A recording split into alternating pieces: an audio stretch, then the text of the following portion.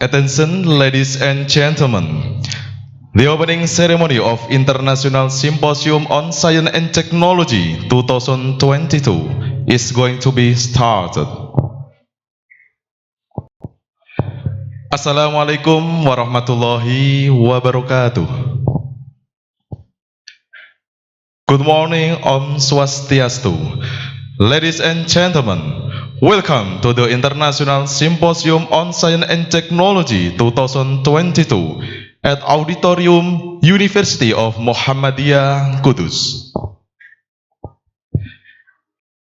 The Honorable Speaker, the Rector, University of Muhammadiyah, Kudus, Dr. Nurse Rusnoto, Master of Health Epidemiology.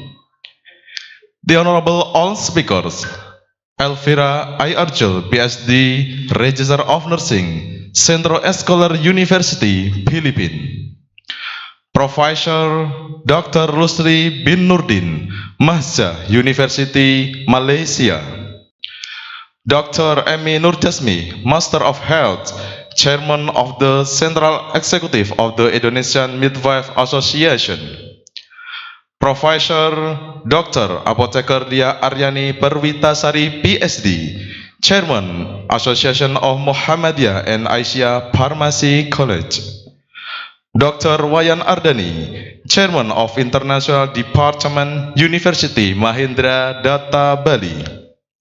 Noor Khalifah, Master of Health, Chairman of the Research and Community Service Institute of UMCO.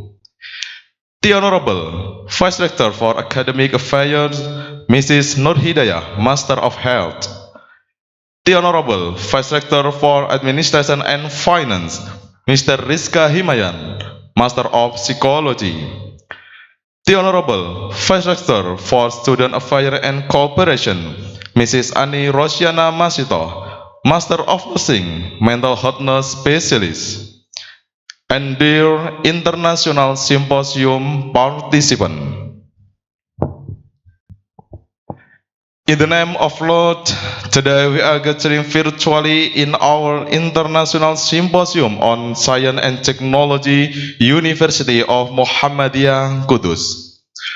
On Wednesday, December 14, 2022, ceremony of International Symposium on Science and Technology entitled Complementary Therapies, Best Health Innovation for Healthy Indonesia. Let's start this agenda with saying Basmalah together. Bismillahirrahmanirrahim. Singing National Anthem of Indonesia and Sang Surya. Indonesia.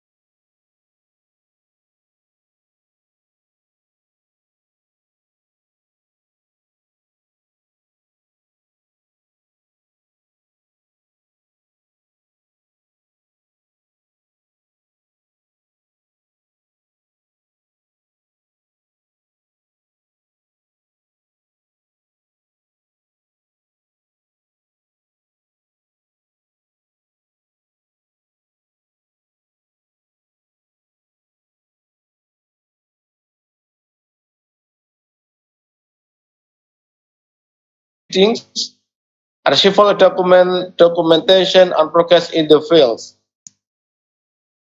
Background in the Symposium International, healthcare professional inform, encourage in personal and professional consciousness. Healthcare professionals are created with increasing opportunity for inclusion of complementary and alternative therapy in personal education. The significance of the sweeping movement for integration on complementary and alternative therapy in the aspects of healthcare via K-driver.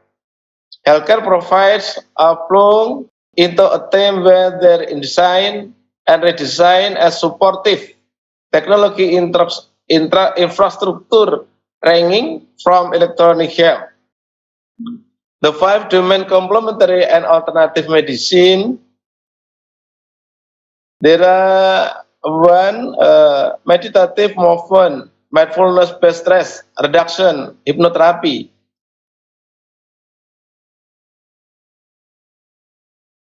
And then acupuncture, acupressure, and M.Si, ada diets, ada supplement. Just in complementary therapy, 60% of adults in USA reporting use of complementary therapy NCC IH 20 and 16.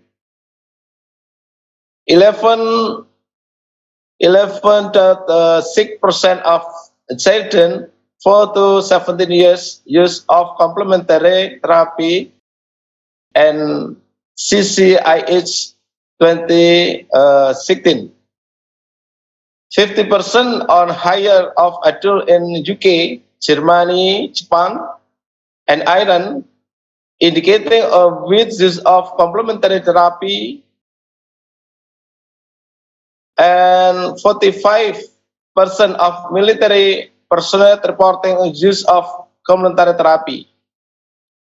Numerous studies have explored the use of complementary therapy in special health conditions, LE cancer, asthma, neck pain, arthritis, and complementary therapy are often used to promote a healthy lifestyle,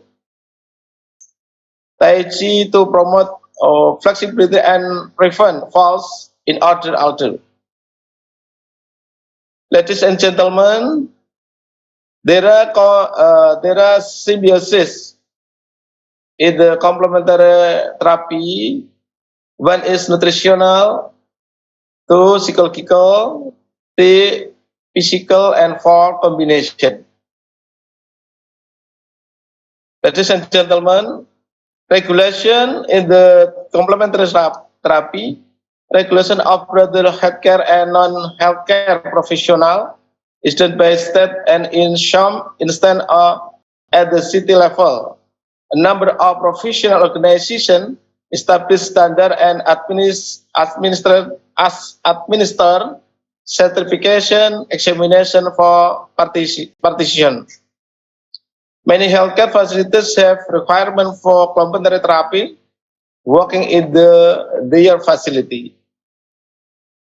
Ladies and gentlemen, implication for nursing, complementary therapy, for anesthesia stress the importance of treating environment in which healing could occur and significance of therapy such as music in the healing process. Meditation, imagery, support group, music therapy, humor, journaling, rumination, caring-based approach, message, touch, healing touch, active listening, and process have been practiced by nursing through time. Many professional journals have devoted entire issue to important the use complementary remind. Ladies and gentlemen, one of the University of Muhammadiyah Kudus vision is being global. This symposium is one among many efforts to make this vision come true. I believe that by participating in the international symposium, we are in the right place and the right time. Together, let us accelerate to exchange of ideas and scaling of the good practice in nursing field, and I wish you all a very successful webinar. I declare that international symposium is officially open. Thank you very much for your attention. I look forward to exploring the Symposium Internasional. Kami akhiri, I finished my call. Waalaikumsalam warahmatullahi wabarakatuh. Waalaikumsalam warahmatullahi wabarakatuh. Thank you very much, Rector University of Muhammadiyah Kudus, Dr. Nurse Rusnoto, Master of Health Epidemiology. And continues by photo session. Now for the photo session together, we invite all speakers and also Rector and Vice Rector to prepare for the photo session together. 1, 2, 3. Yeah, smile. Okay. Again, so please smile.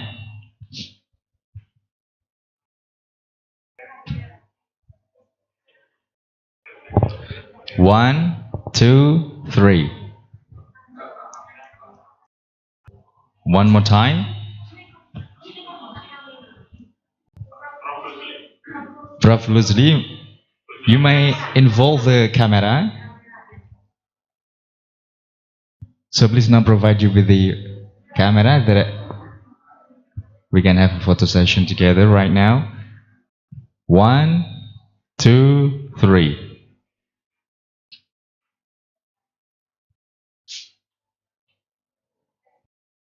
Last freestyle. Okay, freestyle. Please. 1, 2, 3.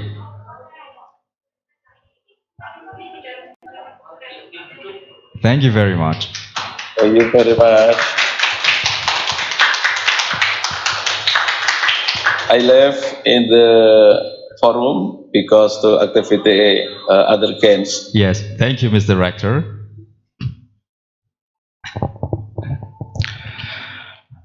Ladies and gentlemen, those are the opening International Symposium on Science and Technology at the University of Muhammadiyah Kudus. That's all from me as Master of Ceremony. Let's close with saying Alhamdulillah. Alhamdulillahirabbil alamin. Nasrum minallah wa fathun qarib basyiril mu'minin. Wassalamualaikum warahmatullahi wabarakatuh.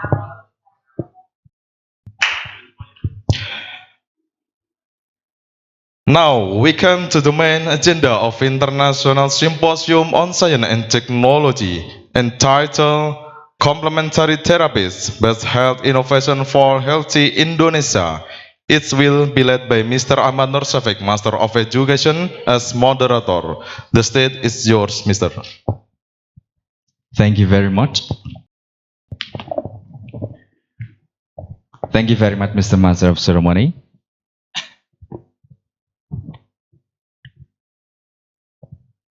Bismillahirrahmanirrahim. Assalamualaikum warahmatullahi wabarakatuh. Innal hamdalillah nahmaduhu wa nasta'inuhu wa nastaghfiruh wa na'udzu billahi min shururi anfusina wa sayyiati a'malina may yahdihillahu fala mudhillalah wa may yudhlil fala hadiyalah. Asyhadu an la ilaha illallah wahdahu la syarikalah wa asyhadu anna Muhammadan abduhu wa rasuluh la nabiyya wa la rasula ba'da amma ba'd. Well, let's pray to our Lord, Allah Subhanahu wa Ta'ala, for His mercies and blessings, and also salawat and salam please be upon to our Prophet Muhammad sallallahu alaihi wasallam. Well, ladies and gentlemen, welcome to the International Symposium. So this International Symposiums today pick the title Complementary Therapies, Best Health Innovations for Healthy Indonesia. My name is Emi Nurjasmi and I'll serve as a moderator for this International Symposium. As all we know, complementary therapy plays important role to support the medications. And these include acupuncture, serotherapy, osteotherapy, homeotherapy, and herbal medicines. Then so many research has been done about complementary therapy is mixed and prove that complementary therapy is really effective. And today, together with our expert speaker, then we have 6 outstanding speakers will talk about this topic in a very detailed. So to be more effective, now let's move directly to the first presentations from Dr. Elvira Urgel, Registrar of Nursing from Centro Escolar University of Philippines. So now I might keep in touch with Dr. Elvira. Doctor, good morning. How are you today? Good morning. Can you hear me? Yes, of course. Thank you. So since thank that you. Dr. Elvira is ready for the presentations, today Dr. Elvira will talk about complementary therapy. And to save our time, before the presentations, let me read her curriculum vitae for a while.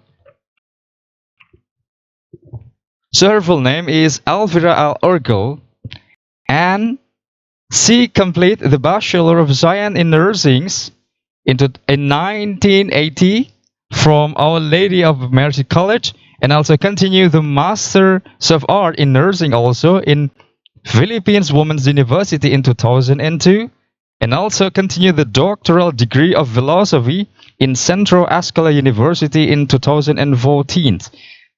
There are so many career history that I can mention one by one, but at least in 2008 to 2016, she was an assistant of dean, and now 2016 to present, she was a dean of a Centro Escolar University School of Nursing and assistant. There are so many awards achieved by Dr. Elvira that I can mention one by one, but to save our time, now let's go directly to the presentation from Dr. Elvira. The stage is yours now, ma'am.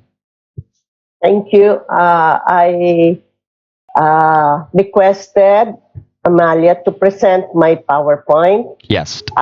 Thank you for that generous introduction, but I'm very glad that it's short, and what is important is I'm having this time of with you to explain and share my knowledge about complementary medicine.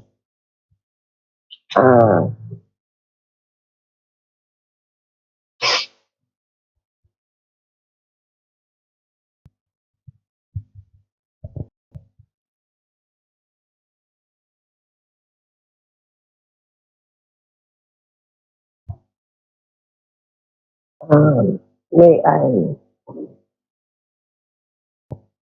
I know if the PowerPoint is ready?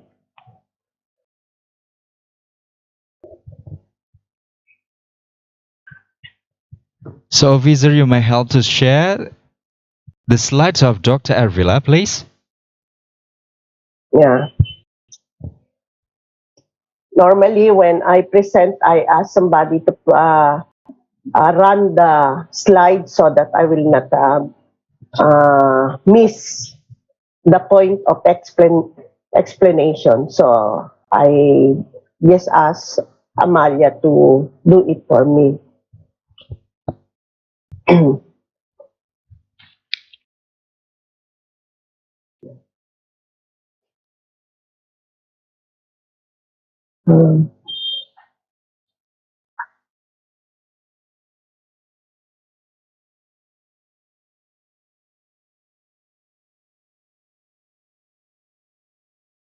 Okay.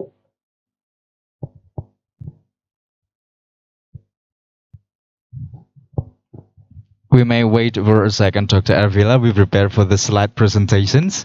Maybe we can. Okay. We can have. Okay. I'm sorry, the background of this symposium is not rich.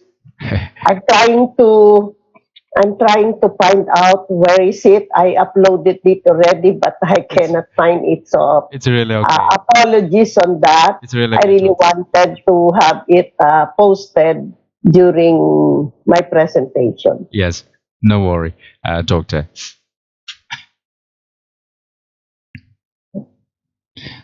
So Dr. Elvira is from Philippines. So would you tell a little bit about the complementary therapy in Philippines before the presentations, Doctor? Well, as I have, we belong in the same knowledge and the same expertise. So maybe just the same. This is not mine. This this complementary medicine with us in the Philippines is almost the same as I have read it. We have the same, and having been in your place in Indonesia, we almost have the same approach in complementary medicine. Okay. So there is no problem with it. I guess we belong to the same category as to how we implement and how we look into what is the significance of complementary medicines to all of us. I got it, Doctor. So that's I may conclude that between complementary therapy in both countries can be applied together. So we can also use the complementary methods between in Philippines and also in our country, Doctor. Yes. Okay. So, now, thank you so much. Right. This is how you may I would. You may take the floor for the presentations, Doctor. Time is yours. Yes. Now. Yes. Thank you. When we talk about science, technology, and complementary therapies, these are based on health innovations for not only healthy Indonesia, but also Philippines. So I would like to make not a difference, but rather similarities on our opinions and our thoughts on complementary therapies. Next slide, please. Next slide. Next, please. Okay. Now, before I move on, I'd like to inform everyone that the World Health Organization, through its General Program of Work, came into an effect in the year 2019 to 2023. And what is this all about? In order to advance towards Sustainable Development Goal 3, this aims to ensure healthy lives and promote well-being for all ages. Therefore, it sets the overreaching goal of reaching 3 billion more people by achieving universal health care coverage, addressing health emergencies, and promoting healthier population. Next slide, please. And therefore, the inclusion of traditional medicine created a national policies, regulatory frameworks, and strategic plans for traditional and complementary medicine goods, practices, and practitioners, as well as we took efforts to ensure the proper integration of traditional and complementary medicine into our health system.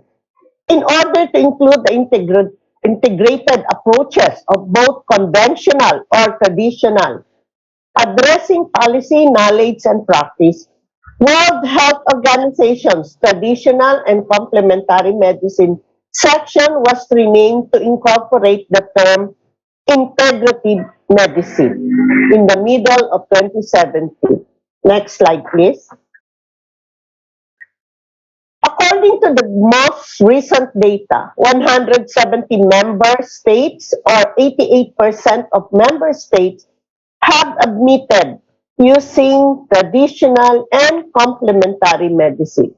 These are the nations that, for instance, have formally developed TNC policies, laws, regulations, programs, and offices. And the actual number of nations utilizing TMC is even probably getting higher. Next slide, please.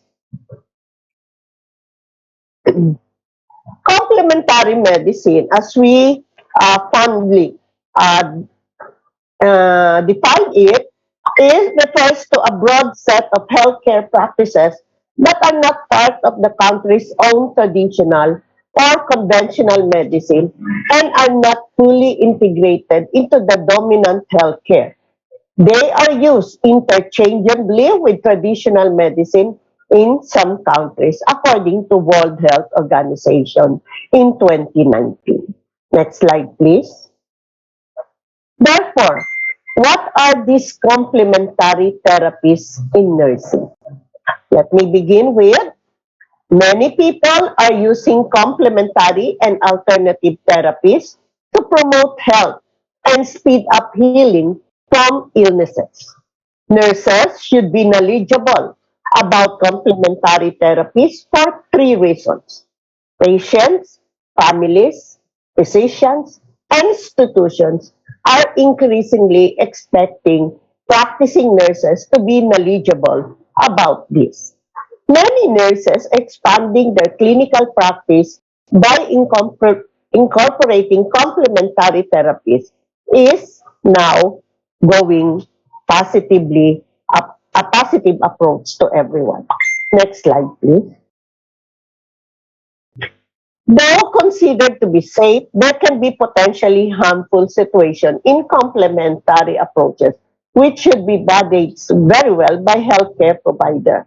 So we do not really say that when we consider this has to be safe all the time. That is why it has to be regulated, and there should be a policy of this. Medical interventions that are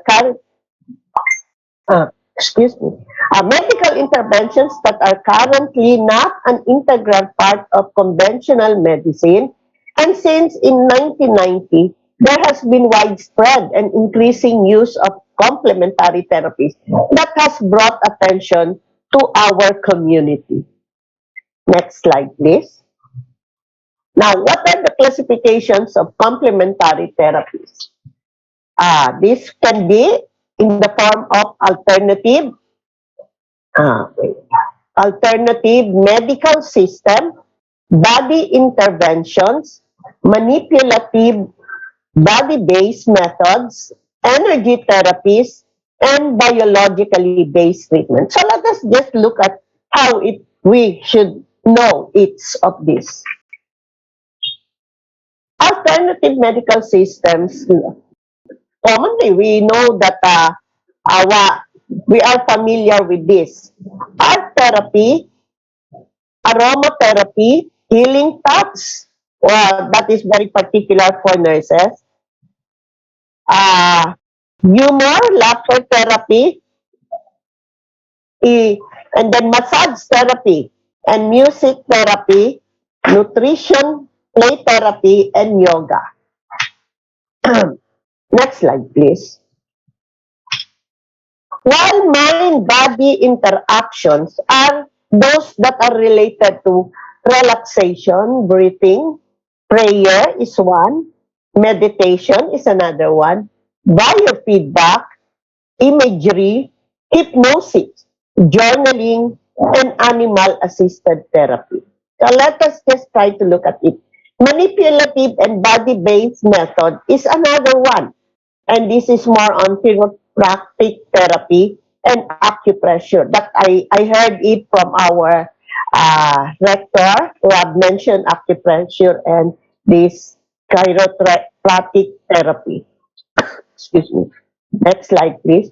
Now, what are these energy therapies? This can be in the form of Reiki. Reiki is a Japanese kind of therapy, and another one is a magnet therapy. Next slide, please. Biologically based treatment are more on this one. Herbal therapy, of which we look into herbal plants and other pharmaceutical nature, and then nutraceutical.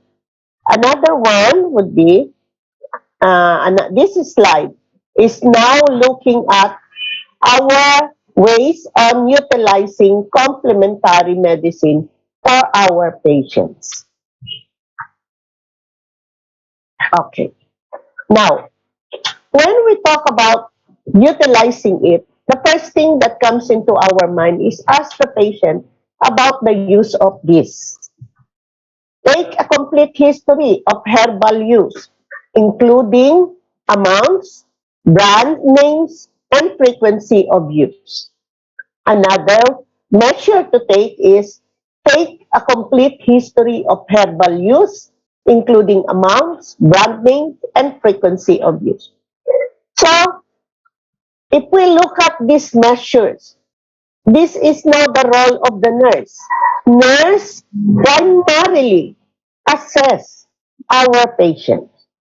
So another measure is investigate whether herbs are used instead of or in addition to traditional medical treatments. And the last would be find out whether herbal therapies are used to prevent disease or to treat an existing problem. Next slide, please. So, to include this, I would like to inform our colleagues that the role of the nurse is so important. The role of the healthcare provider is very important in the care, in the approach of complementary medicine. Let me add to this. Instruct the patient to inform healthcare provider before taking any herbal medicine. But here in the Philippines, we are very keen on this. We pay particular attention to this because it may find disagreement or may find a problem while the patient is taking herbal treatments and that of medicines provided or instituted by our physicians. And the next step is make the patient aware of the risks and benefits associated with herbal use. This one, we nurses should really make it a point to disseminate information, make sure that our client or patients understand what benefits it is associated and what are the reactions of this when combined with other drugs. Excuse me. The next is advise the patient using herbal therapies to be aware of any side effects. Well, in nursing, as we all know, that we always use our nursing process wherein we assess, we plan, we implement, and we evaluate. And so the last is make the patient aware that moisture, sunlight, and heat may alter the components of herbal treatment. Next, please. Excuse me. Now, what are the roles of nurses in complementary medicine? Excuse me. Excuse me. The weather here in the Philippines is somewhat so dry and humid, and so everyone is having respiratory problem. So I apologize for that. The role of nurse with respect to complementary therapies is evolving, and among these roles are assessing a patient's use of complementary and alternative therapies and the possible risk of complications or adverse reactions or interactions with conventional therapies. Another one is promoting safety and serving as a resource. Another one is providing holistic self-care and holistic nursing care and serve as a provider. Well, let's not miss this one, the last part. Let us all participate in research making. We all have the data. We all have this. So it is better that we find ourselves active in researches such as this complementary medicine.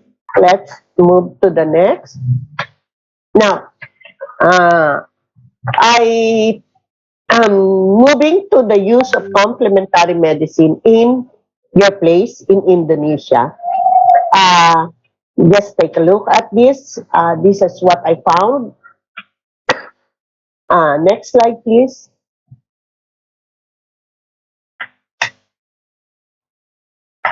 In Indonesia, the national policy of traditional and complementary is the National Traditional Medicine Policy. It is kebijakan obat tradisional nasional. The national legislation on this comprises provisions of the Health Law number 36 in 2009 and TNCM regulation on the role of TM practitioners and the role of CAM practitioners. So, if we take a look at this, in Indonesia, there has been already a national policy on traditional and complementary. There is also a draft of national policy on the practice. So while we look into the legislation, your country is now looking at the practice of TCM and putting it into a national policy. And the Center of Traditional Medicine Development is responsible for this. Next slide, please. Complementary medicine practices were introduced in 12 pilot hospitals in 2010. The development of a standard for quality of herbal medicine, Indonesian Herbal Pharmacopoeia, took place in 2008. And the National Research and Development in Herbal Medicine started in 1980 in your country. Next slide, please. Practices, providers, education, and health insurance.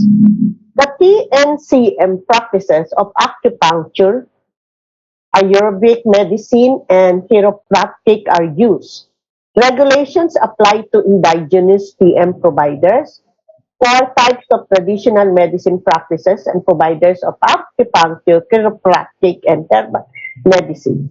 The regulations for hypnotherapy are in the process of being established. TNCM providers practice in public and private sectors, clinic, and hospital. And therefore, a student of this can obtain a bachelor's and master's degree at the university level. Therefore, looking at the summary of the presentation that I have, we are all aware, even in the Philippines and even in your place, that the complementary medicine helps a lot in promoting the welfare and the health of our citizens or our community. And so we are one with each other. We are one with each other in making this possible by helping economically and looking back to what our ancestors have started with in using traditional and complementary medicine. I'd like to mention many more about this, but how we address this, but I guess this would be in another topic so that we could at least exchange ideas on how we are implement this and how we look at positively on this aspect of complementary medicine. To each one of you, magandang umaga at mabuhay kayong lahat. This is from the Philippines. Good morning to everyone. Thank you. You are most welcome, Dr. Elvira. And now let's give a virtual applause for the wonderful presentation from Dr. Elvira. What a really amazing presentation. And Doctor, now we have about 128 participants joining for this symposium. And I think there are a lot of questions will be addressed to Dr. Elvira. So for the wonderful presentation today. And now I invite all participants to join the session of discussion. So if you have any questions, now you may write down your question through our Zoom chat room and also raise your hand to ask directly to Dr. Elvira. So please now, do we have any questions? Yes, of course, Doctor. Okay. So please, officer, show the questions.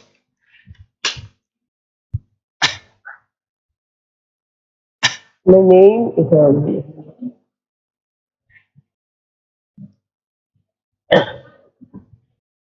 Okay,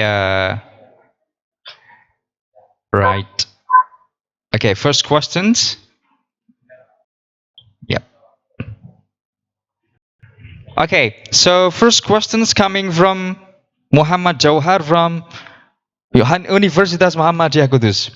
So the material is really interesting. I'd like to ask about first, what are the forms of the reimbursement and complementary therapy carried out by nurse in the community setting? First questions, doctor. And the second, what form of complementary therapies are currently being performed by nurse in Philippines as a form of independent nursing interventions? So those are the questions, doctor. You might have answer and clarifications. I really don't have an idea of the reimbursement that you're saying, but if it's in the government side, reimbursement is not the thing that we speak about. Because when we talk about government implementation of this, these are all taken into consideration by our policy, by the policy of the government to move into this direction. Looking at what other measures of complementary medicines that are very effective in us is, we all know, even you in Indonesia, herbal is one, right? Herbal is one that we are most aware, and of course with the others. I'm also we're not very keen with acupuncture, but some Chinese and Koreans who are with us in the Philippines are doing this. They have clinics of this site, and well, maybe for a time, and even until now, we have aromatherapy because everyone knows that when we have this at home in offices, it helps us lessen our stress and our capacity to be more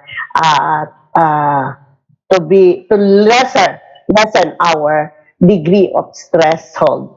Another one is massage. Well, nurses are very familiar with this. We always do massaging in any form where because this is what nurses should do to our patients, especially for the older ones. When the degenerative diseases comes into our older adults, massage is most important to them. There are many, like music therapy is one that I can mention. Well, all of us, when we pray, that is a sign of mind-body interaction. So prayers help a lot. And of course, other measures that we find it very interesting and very helpful to the person involved and the one that gives the complementary approaches. Next, please.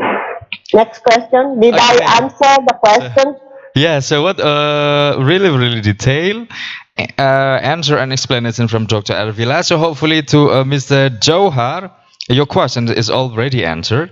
And now we move to the second question, Doctor, from Diana Trilestari from Universitas Muhammadiyah Kudus, our university. I'd like to ask you, Doctor, what is the policy of implementing complementary therapy in hospitals and how it relates to the license of the therapies? So that's the questions. Okay, very good questions. In this, there is really a policy in the hospital. As of now, there is still, we have to study this because there would be conflicting ideas between the doctor and that one of the patients who receives her own or his own complementary approaches or therapies. So I guess it is important that we look into the protocols of the hospital and look into the needs of the patient itself. It's only a matter of knowing each one's criteria or protocol so that we are not losing each other's intention of this. Because if we rather include this in the hospital and find out that it may affect somehow with the management and treatment of our patient, then it will really affect. But our patients must realize, they must realize that it is important that should be honest on what they receive and what they do when they have this medicinal approaches with them, so that the doctors, or when they are hospitalized, they are aware of what is being taken care of about them. Yes, that's the clear explanation from Dr. Elvira. So hopefully to the questioners, Dyah, Trilestari, your questions is overcome. And we still wait for the next questions, if any. You may raise your hand directly to ask to Dr. Elvira, or you may write down your questions through our chat room, please. Mr. Farid is raising hand. Yeah, okay, so I will give a turn to Mr. Farid to ask directly to Doctor. Time is yours. Mr. Farid? Okay, thank you. Okay, thank you, Mr. Syafiq. I am Ahmad Farid from Kudus University. Thank you, Dr. Elvira. My question, there is a relation with second question from Diana, from Ms. Diana. What are the regulation related to the authority of health workers such as doctors, nurses, and other where some of them carry out complementary practice such as acupuncture, cupping, and others, where on the other hand there are departments themselves that should have full authority to carry out this complementary practice, such as health worker graduated from traditional heart acupuncture or diploma acupuncture. Thank you. Thank you for that question. So if I'm not mistaken, for the questions is Mr. Farid asked about what is the relations between health workers such as a nurse, doctor to do a complementary therapy, or even can they do a complementary themselves to like giving self-practice of complementary therapy? So that's the questions, Doctor. Yeah, yes. I understand. We all remember that when we practice this kind of therapies, we must have license. Doctors have license, nurses have license. And so therefore, if we look into in these avenues, then we have to submit ourselves, submit to the policies, submit to the government health system on how we can be of help to them. I don't think so that we will be prevented from this, because it somehow we are approaching the objectives of giving or promoting health to our client. So therefore, it is just important that we coordinate. We have to make our interest be that of what the government says and what it will help us also, and not going overbound or going overboard with our approaches to this medical therapy. Again, just like doctors, there are some doctors, there are some nurses who are very good on this complementary medicine. But as I have said, license, regulations are all important. And so therefore, we must be aware. Nurses and doctors must be aware that we have really to process our knowledge on this and look into what aspect of the regulation in the government would help us identify our needs on this. So I think we really have to communicate well with our government agents. Right then, so that's a very detailed and clear explanation and answer from Dr. Elvira. So hopefully to Mr. Ahmad Farid, so your question is answered. And we still wait for any other questions, if any. So we still open one or two questions more. I think that was a really, really amazing discussions.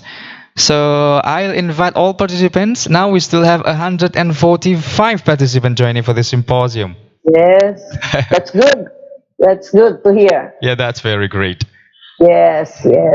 Okay. And Yes. our this kind of interaction is very good because we both in two countries we Yep. both know and would be able to share experiences Yes, and of course. ideas Of course. that is from the Philippines and of course from you also. Yeah. Well, Indonesia is very close to my leadership because I've been several times in your place Oh, in yeah. Indonesia, and in fact we have exchanges, faculty, students, credit transfer, and so many that is going on. Actually, I have one activity that I have with Manado right Yep. now. Yep. I see that. Yes, and they're having their participation on our introduction of our curriculum itself. What Thank wonderful. Yes. Thank Okay. So, Doctor, we still wait another questions, if any. Do we still have another questions? We still get one. Okay. So, show the questions, please. Yeah.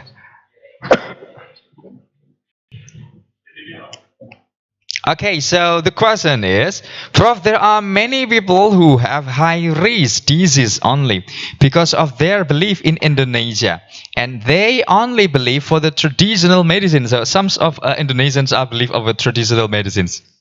And the question is there any suggestions for that problem? I think we could be the same in both in Indonesia and Philippines. We have like, what is so common? Yes. Yeah. So Yes. To me, personally, I would like to answer that personally. Being a nurse is our role is to inform, to disseminate information to our client. It's very important that our client, the community, should know what is this all about, because there would be no participation among them if they do not know what is going on. And I believe that before we move into this, there must be some assessment to be done. And then after the assessment, we try to find out and plan. And so therefore, it covers in the planning how to disseminate informations like this. Because we always believe that when we look at our population, we are more on the traditional side. But if they will be given a heads up, they will be given proper orientation of all these things, then they would realize the importance of complementary medicine. So again, it's a matter of information. I really see. Yeah. So, okay. So that's the answer for those questions. And do we still have chat room questions? Do we? No? Yes? Oh, no. No. Okay. So it seems that we don't have any more questions, Dr. Elvira. So I think this is really, really amazing presentation and discussion from Dr. Elvira. But unfortunately, so we still have a next sessions, Doctor. And maybe to end these sessions, I need Dr. Elvira to give please a closing statement, Doctor. To UMKU, it's my pleasure to be invited as speaker, not only as a speaker, but a colleagues of yours. Yeah. Yes, I would not go into being a speaker. I'm more on sharing our expertise. So, in our own little way, my own little way as Dean of the School of Nursing, I would like to share also what measures. But there are more experts on our field that can describe and discuss this very well. But in my own little way, I tried. And if you intend to learn more about this, I can guarantee that many experts from this field can be invited as well. So I thank the Rector and of course Amalia for having been very efficient in her. Yes, Doctor. Yes, and of course the way that this presentation is well taken care of, I congratulate everyone, Yep. even the moderator with a nice voice, Job, man. very appealing. Thank you so much. And I know that you don't celebrate Christmas, but here in the Philippines, we do celebrate. But at the same way, I would like to greet everyone a Merry Christmas. But, of course, this wouldn't be possible without all of you having this direction of your symposium to the level that everyone will really understand and Right. appreciate. Okay. Maraming salamat po. Right, so that's the end for the first session. Now, let's give a virtual applause to Dr. Elvira Urgel for the wonderful. So our rector sends greeting to you, Doctor. Thank you, thank you. Okay, good morning, Thank and you. see you for the next presentation, Doctor. Okay. Right, in the second session, we have also wonderful presentation from Dr. Rusli, Professor Dr. Rusli bin Nordin. So before the presentation is done, let me keep in touch first with Professor Rusli. Have you been connected with us, Professor? Okay.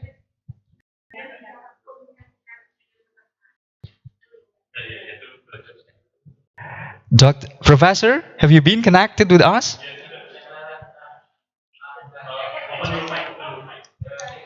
So we still do not. Yeah, okay. Yes, I'm okay now. Right, so it Okay, seems thank you. that Professor Rusli is ready to have a presentation.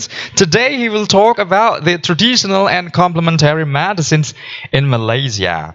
Right, before he deliver a wonderful presentation today, let me read his curriculum vitae for a while. So his full name is Rusli bin Nordin, and he has so many experiences. Now she was a dean from Faculty of Medicine, Bioscience and Nursing. She is also has a 15-year experiences as a professor and public health of medicine. He has also a head of clinical schools, Johor Bahru. So to save our times now, let's go directly to the presentation from Professor Rusli. The stage is yours, sir. You have 30 minutes to present the presentations. Thank you very much,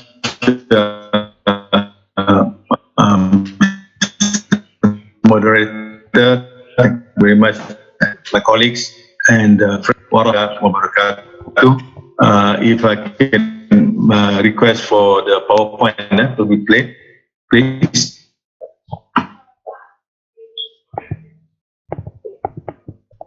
Yes, Professor, let me help you to share the presentation slides. Can you share the of course. PowerPoint slides? Yeah. Okay, so thank you very much. So the title is very impressive, that of TCM, Traditional and Complementary Medicine. And in Malaysia, especially, I think this the last 10 years or so, we have seen a dramatic increase in the utilization of TCM. And today I would like to share some of the this is more of research that has been done to identify some of the factors that are operating in terms of affecting the use of TCM in Malaysia, and what has eventually developed into a program under our Ministry of Health. Next slide, please.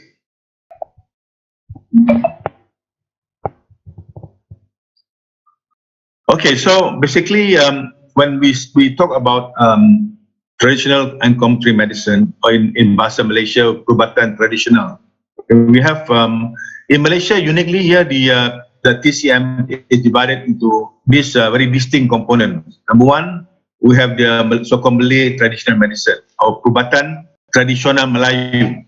Okay, this is one of the oldest tradition of TCM in Malaysia, and some of the program that they have at the moment, I think, has been practiced even before the establishment of the division in the Ministry of Health.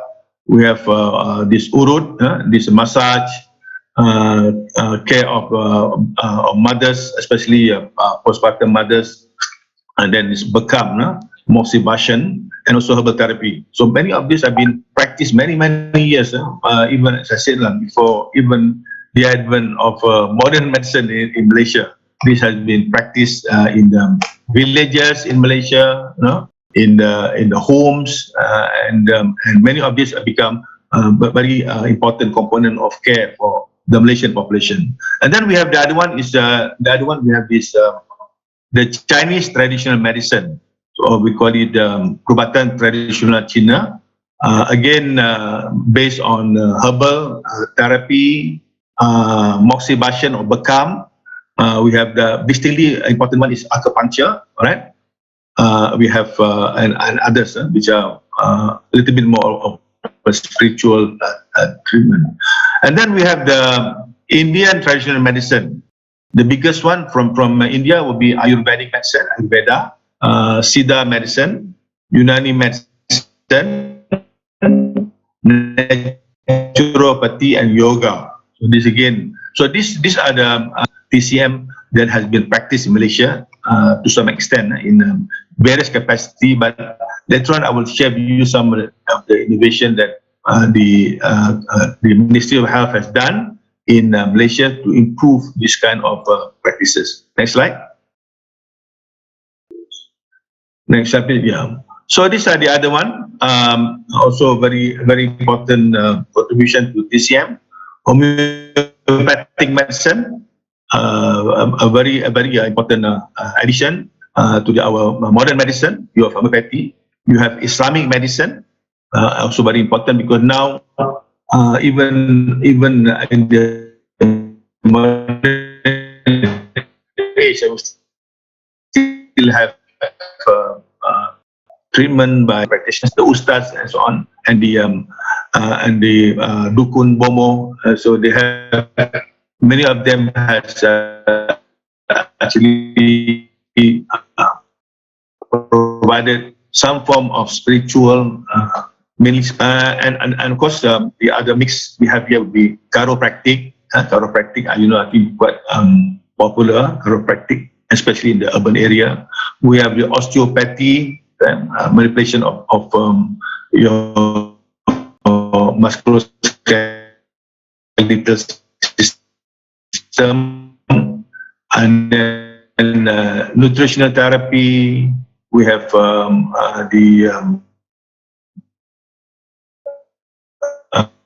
the Swedish massage therapy, reflexology, right?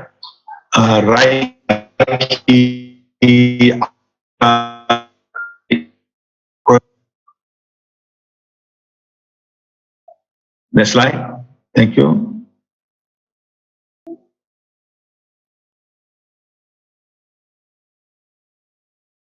Next slide.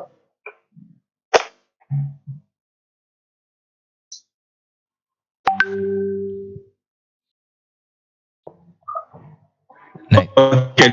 Yes. So I want to share. This is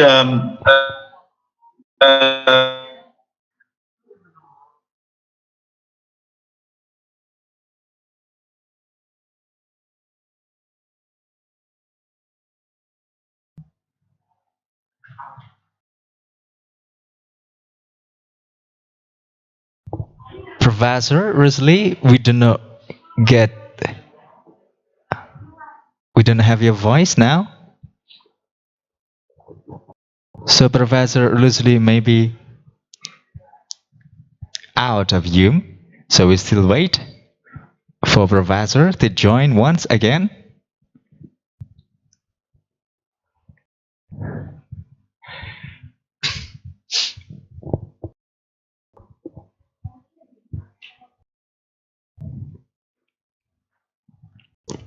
So, Professor?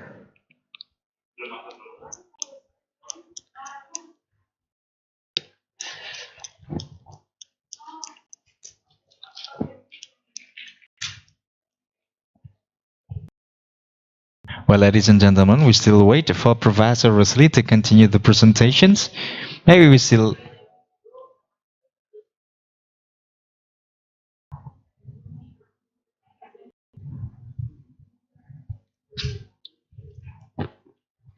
So maybe Professor Rusli has a problem with the connection, so please just wait for a while.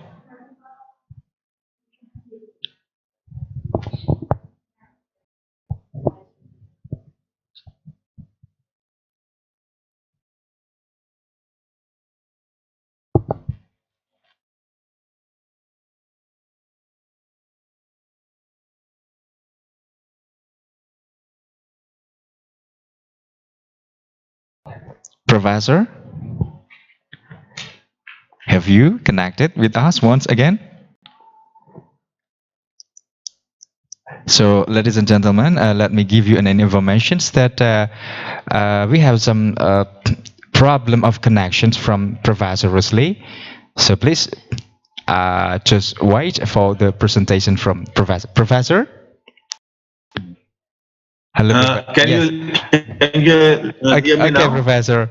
Yes, we get your Yeah, voice. okay. So basically, I just want to share with you. As I said, this is a survey which is quite a bit old, but I think the findings that were important in shaping our approach to develop the TCM component in our Ministry of Health. Yeah.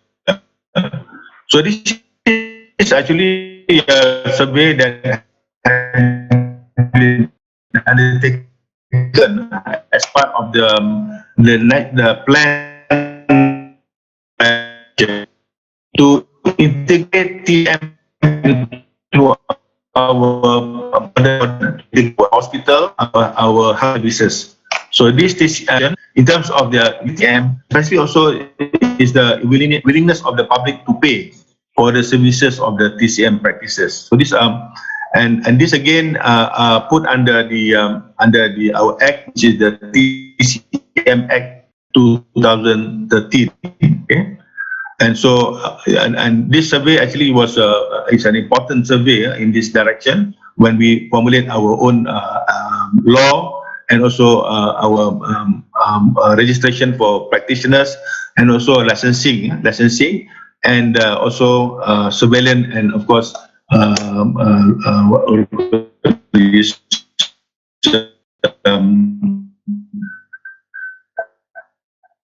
and to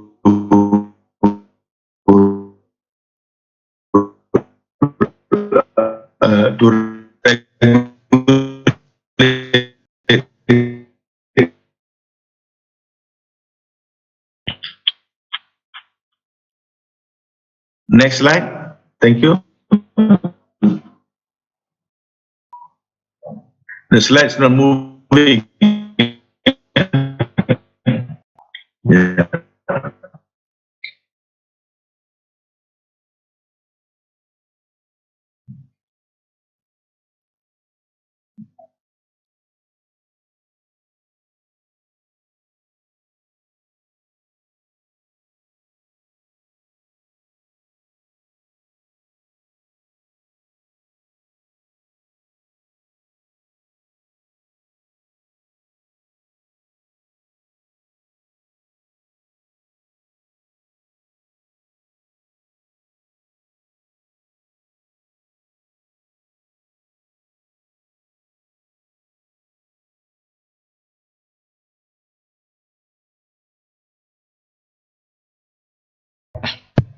Professor?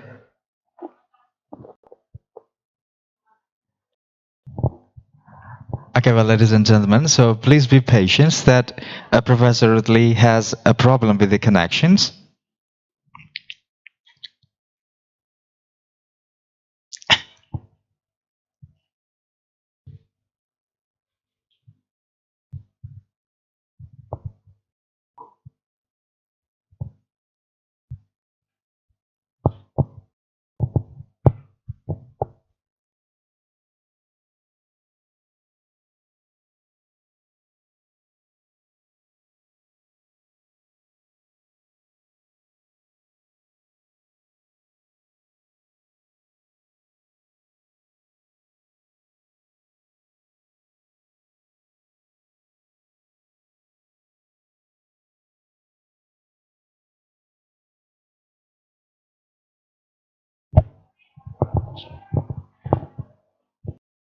Professor, have you connected with us once again?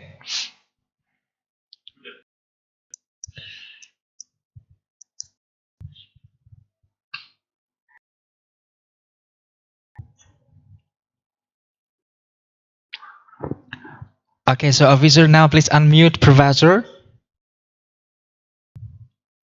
Please now unmute Professor Rusli, who wants to continue the presentations.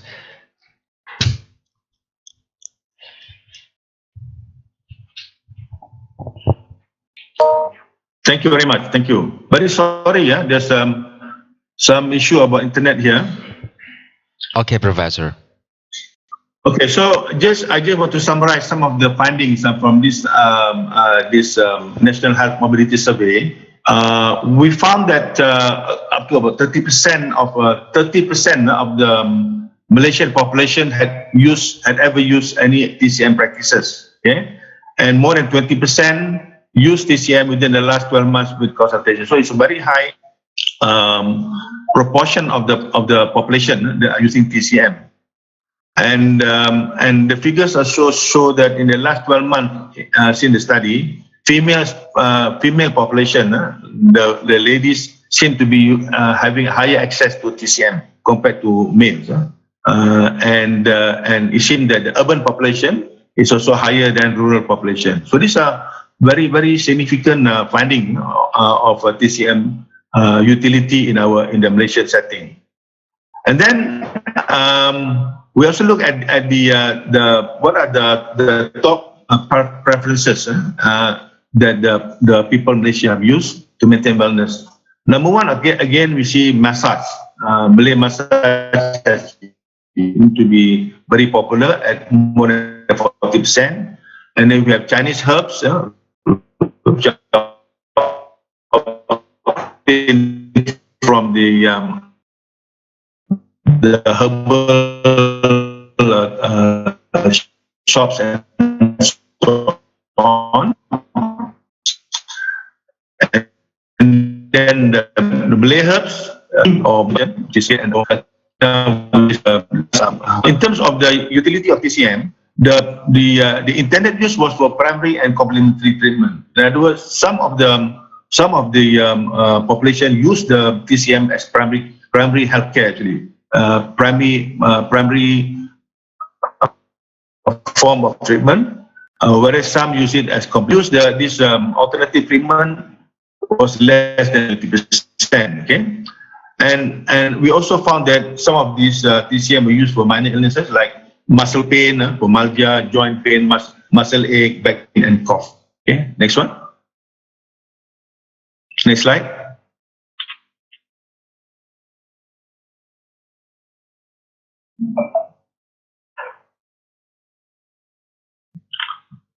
And in terms of the how to obtain the TCM services, these are from various practices. For instance, like from the premises of the practitioners, especially for Chinese medicine, Indian medicine, homeopathy, and complementary therapy. For Malay traditional practices, especially Malay massage and Malay herbs, these are obtained from the practitioner's house, and or even that they are being used in their own house. So they invite the practitioner to their house to offer these services.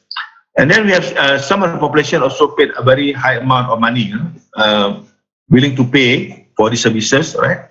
And these are all basically out-of-pocket expenditure. In other words, there's no support. It's all from your own money to be able to provide these services. Next slide.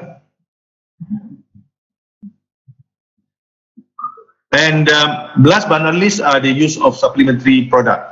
Health supplement is a very big business in this part of the world.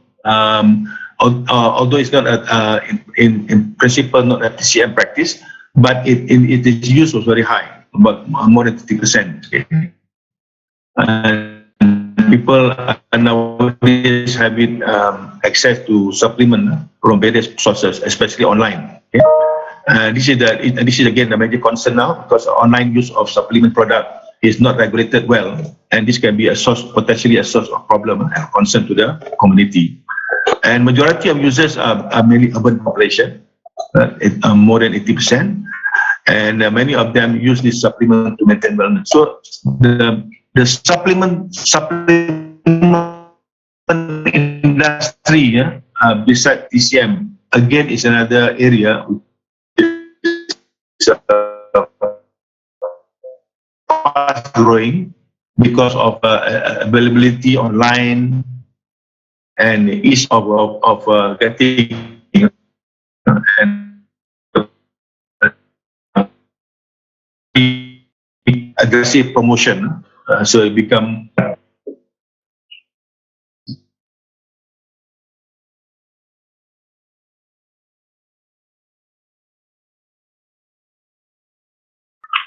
okay. So these are some of the findings of this study. The first one, you can see that the traditional Malay medicine, we have herbs, cupping, massage. Traditional Chinese medicine, we have especially acupuncture, moxibustion or cupping, herbs, and also qigong, which is a form of exercise, exercise for health. And then the traditional Indian medicine, we have Ayurveda, Siddha, Unani, yoga, and naturopathy. And then we have the other big one, homeopathy, Islamic medical practice, and also complementary therapy, which you can see here.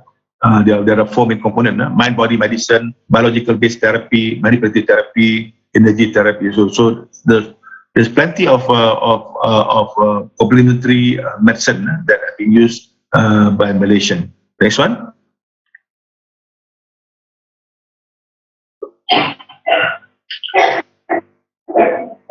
Next slide.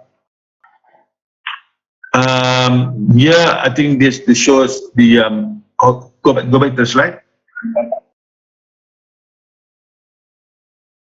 Go back to the previous slide. Yeah, this to show some of the study, the social demography of the respondent. Right? We have all the community representing all the states in Malaysia, in West Malaysia, and also in Sabah and Sarawak, and then both urban rural are represented, and also male female. Okay. Next slide. And age group, I can see, right from the youngest to the oldest, more than 75 years old. Ethnicity, all our the main population in Malaysia, Malay, Chinese, Indian, other Putra, others are all represented. And marital status, we have single, married, and widow. All these are represented in study. Okay. Next one. Next slide.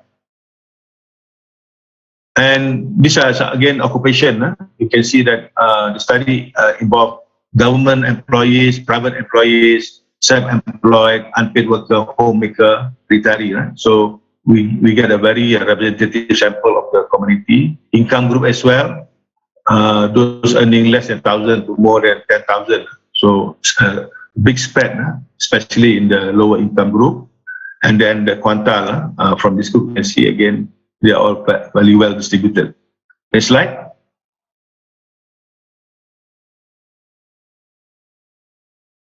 So the prevalence of ever using TCM with consultation, according to social demography, you can see here for Malaysia itself, on the top panel, you see the prevalence is close to 30%. 30%. So that's very big component of the community that are using TCM. And location-wise, you can see that very well distributed between rural and urban, although it's slightly higher in the urban area. More female are using it here, and you can see again very high usage among Malay and Chinese community in Malaysia. And in terms of income group, as you can see that the higher bracket, middle higher income, seem to be dominating the number of users. Next one.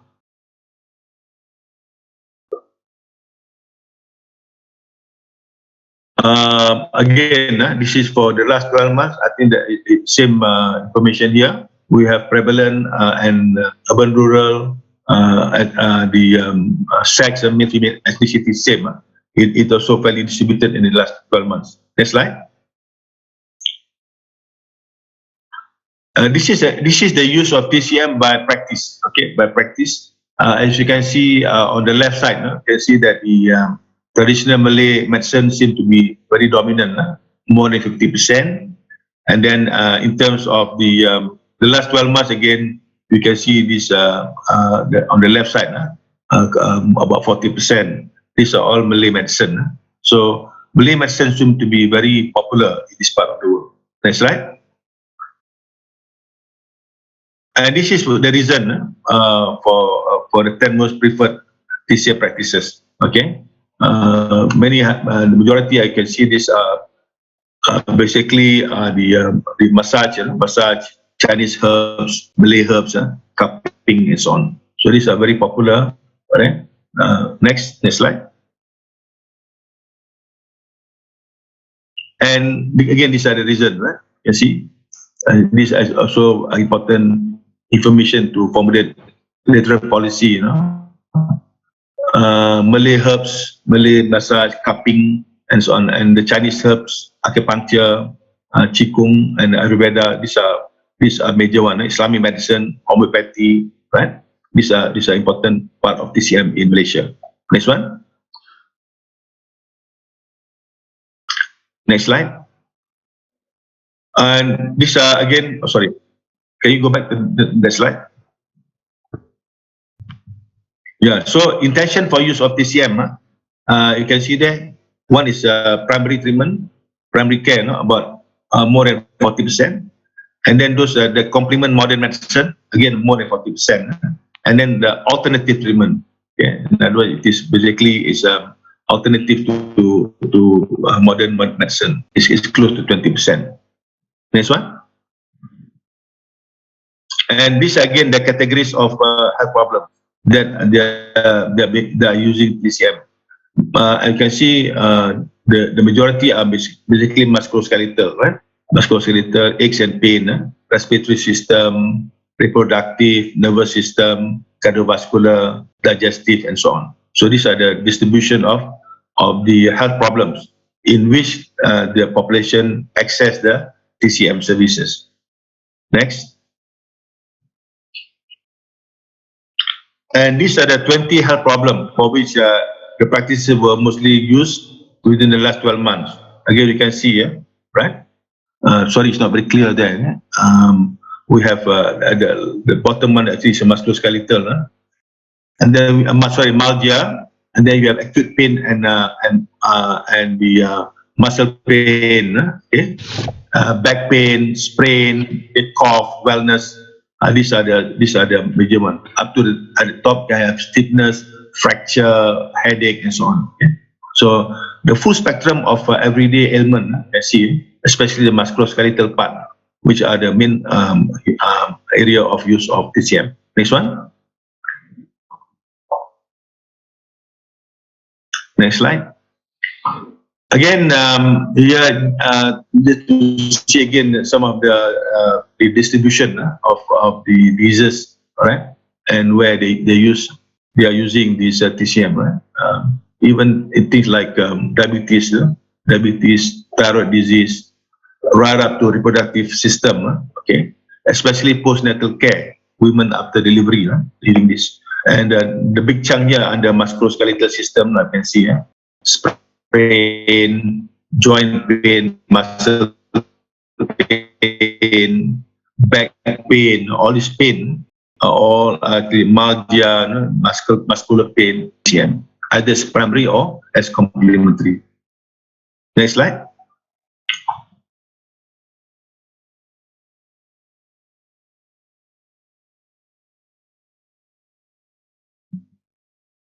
Okay. So, in terms of the places where they access these TCM services, you can see that actually, in terms of Malay herbs especially, you can see majority to give treatment at the TCM practitioner's house or at the TCM practitioner premise of practice. These are the places that are used, okay? And then apply or these are very popular that they are being used in this kind of premises. Next.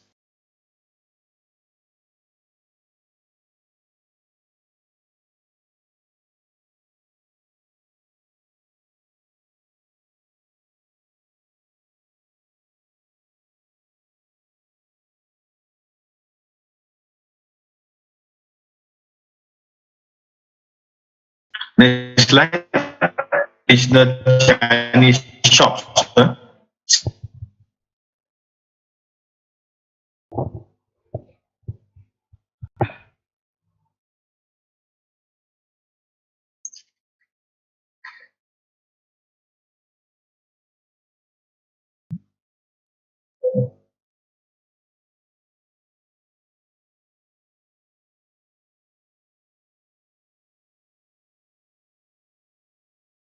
Hello.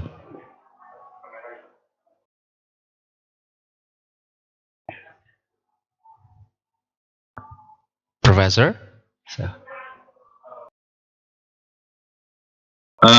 Okay.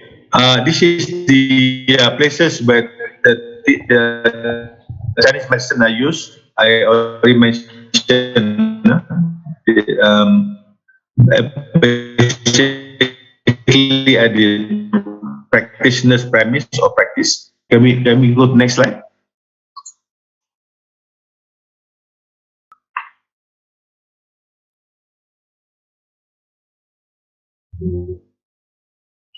Okay. This is about Indian medicine. Indian medicine basically again at the premise of the practitioners or practice, or even at the okay. So the treatment is for Indian medicine. Next one.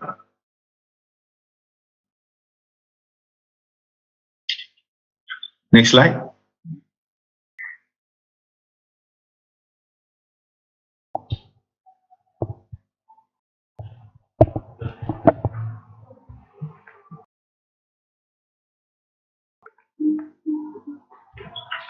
This is for the use of homeopathic medicine, homeopathic and Islamic medical practice. Again, you can go back.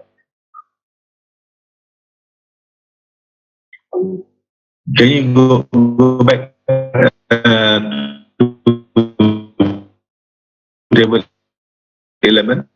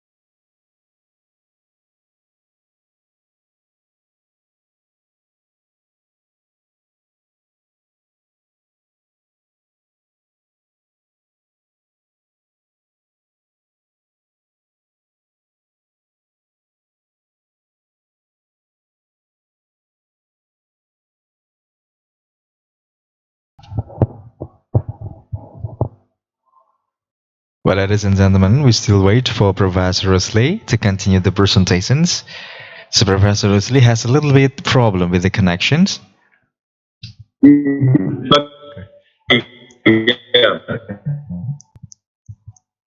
There's a lot of problems. Sorry for the correction. Yeah. So we have homeopathy 44%. This is at the practitioner. 40% are done again here at the practitioner's house. So they have people visiting the houses to obtain the Islamic medical practice, spiritual healing. Yeah. Okay. Next one. Next slide. Again here for the other form of TCM, right? Chiropractic, reflexology, or medicine. You see, right? So the big distribution either done at the facility of the practitioners or even at the house. Okay, so the big distribution. Next one.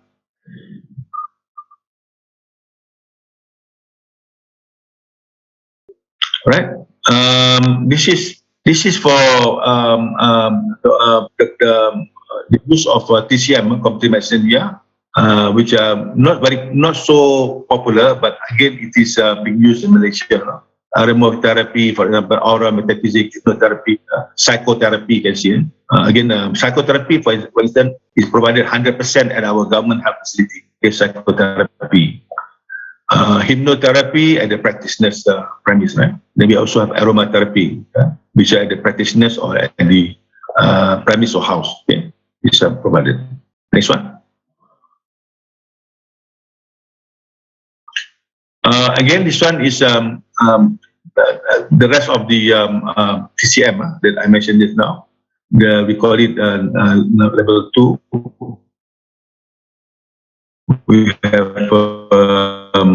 distribution of aura, metaphysics, and so on. Again, distribution can be seen here, mainly at the premises or at the user's own house where the practice is done. Next one.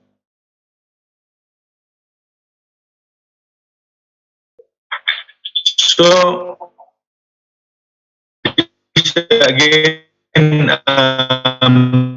looking at the payment, for instance, here we found that for this is the amount that they used to spend on average, amount paid, willing to pay. Okay, this is the amount. So this is the 1,000, right? 1,000 of ringgit. Okay. Next one.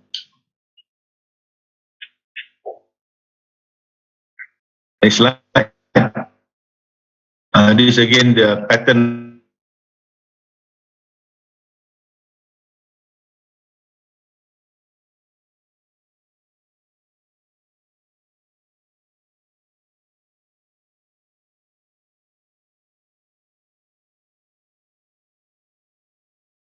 This is distribution of the payment for Chinese medicine. You can see a little bit higher than the one for Malay medicine. Okay, this is again higher. Okay, you can see, and average can be about a few thousand. They have to pay if they are willing to use many of these herbal treatment, acupuncture, so on. Next one. And for Indian medicine, the most popular is again yoga and naturopathy. Okay, the payment here. Ayurveda to some extent, Ayurveda. Next one. And again for homeopathy, Islamic medical practice, right? Homeopathy is fairly popular here. Islamic medical practice, I think payment is not very high compared to homeopathy. Next one. Aromatherapy, nutritional therapy, definitely bit on the high side for nutritional therapy. Next one. Supplementary products. You can see here supplementary products. Amount paid. So there's a bit high side. Okay. Because as I said, population are willing to pay a lot of money to get a supplement from the market. All right. Next. And again, the supplementary products, as you can see, majority they obtain either from pharmacy or from kiosk or sales agent. Okay, this is one here. Yeah. But I think recently the new data suggests that many also obtain it from online sources of these supplementary products. Next. So conclusion is that, to conclude, is that our TCM actually, despite the modernization of our healthcare system, TCM continues to be an important presence in Malaysia. Okay, and it has quite an impact on the health of the Malaysian population. So we feel that there is a need to continue providing TCM practices to offer option for patients and for healthy individuals, especially in maintaining wellness and complementing mainstream medical system. And the services of TCM are obtained at various facilities depending on the practice offered, as you can see from the data. The cost of services for the majority of TCM practices is within an affordable rate. and supplementary products were abundantly consumed by the Malaysian population. This last one I mentioned here because now become an issue because of difficulty regulating the supply and the use of supplementary products. Some can be quite toxic to community. Yeah. Next one. So these are some of the recommendations at the time. Therefore, we feel that to be able to regulate the use of TCM, to integrate into our healthcare system, okay, and to provide some form of registration for practitioners of TCM. So we need to have a formalized TCM unit. This is established under Ministry of Health, especially under government hospital, and expanded to other healthcare facilities, our clinic kesihatan. Services within TCM also should be increased in light of the demand for the TCM. But we need to monitor each TCM practices, again, based on the place of practice.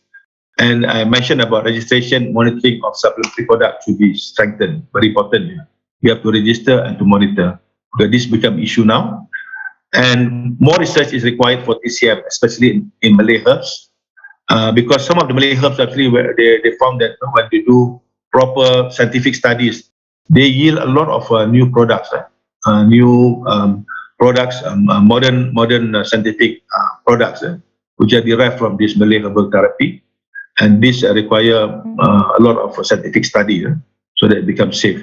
And they even have to do clinical trial. At the moment, clinical trial have been done. Example, our tocotrienol, recently from our palm oil, we have done a study on that. So this is a very big area of research in Malaysia. Next one. So to the last slide. This is last slide. I share with you because one of the strategy arising from all this study that we done for the last 10 years, it culminated in the development of this new division, the division of traditional complementary medicine, or bahagian perubatan tradisional and complementary of the Ministry of Health, Kementerian Kesihatan Malaysia. This is a very important landmark development in Malaysia, because for the first time, a division has been set up within the Ministry of Health, and this division has areas that includes licensing, monitoring, registering the practitioners, looking at their qualification, training them, providing training, and especially those practitioners who have been quite long in the field. They have been what you call grandfather or grandmother of TCM. They are provided this kind of training, so that they become registered, can be allowed to practice. Some practice many of the practices are still not integrated into our hospital. Okay? So we have side by side. For instance, in many of our major hospitals, we have TCM operating side by side. We have also TCM so distributed across the country. So in this way, our community are able to make sound decision to utilize the TCM either as primary or complementary to modern medicine. So this is, I think, one of the biggest development and innovation in Malaysia, because for the first time it become formalized. The system become formalized, and we determined to make sure that the TCM practice safe. The main thing is that it is safe for community, and also we are worried about supplement in the market. That at least another one that the ministry is currently trying to monitor and to regulate, and also although difficult, these supplementary products. So, ladies and gentlemen, I think sorry for the computer glitches, our internet down here in my faculty. I hope that I've shared some of the findings in terms of the use of TCM in Malaysia. And if you need further information, you can always go online. You can check through our Ministry of Health under TCM. You have a lot of information there. Thank you very much. Right, you are most welcome, Professor. So now let's give a virtual applause once again to Professor Rusli for the wonderful research presentation. So what amazing. So it will be really glad for us to hear a very, very qualified research presentations from Professor Rusli. And once again, so I think all of you participants need to have questions to Professor Rusli. After this, we will invite you all to join once again for a question and answer sessions. So if you have any questions, so you may write down your questions through our Zoom chat room or also raising your hand to ask directly to Professor Rusli. Do we have any questions? Okay. Can I just respond to some of these on the chat? No? There's Yes. two questions on chat. Of course. One was the question regarding Perubatan Malaysia Penjagaan Ibu. That is the maternal health, maternal care. So basically, this one, I think the majority of these are basically other antenatal care and also postnatal care. Postnatal. I think this is very popular now in Malaysia, not only within the provided by the Ministry of Health, the hospital, and so on, but we also have even premises, business premises offering. They call it the these mothers who have already just delivered. They call it in Malay dalam pantang, masa pantang, which is during confinement. So very popular now in Malaysia and become a very big industry for the care of these mothers. They provide anything from massage, aromatherapy, some advice, nutrition, and so on. So these are some, and then for antenatal care, same thing, for care of the mother and baby during the antenatal period.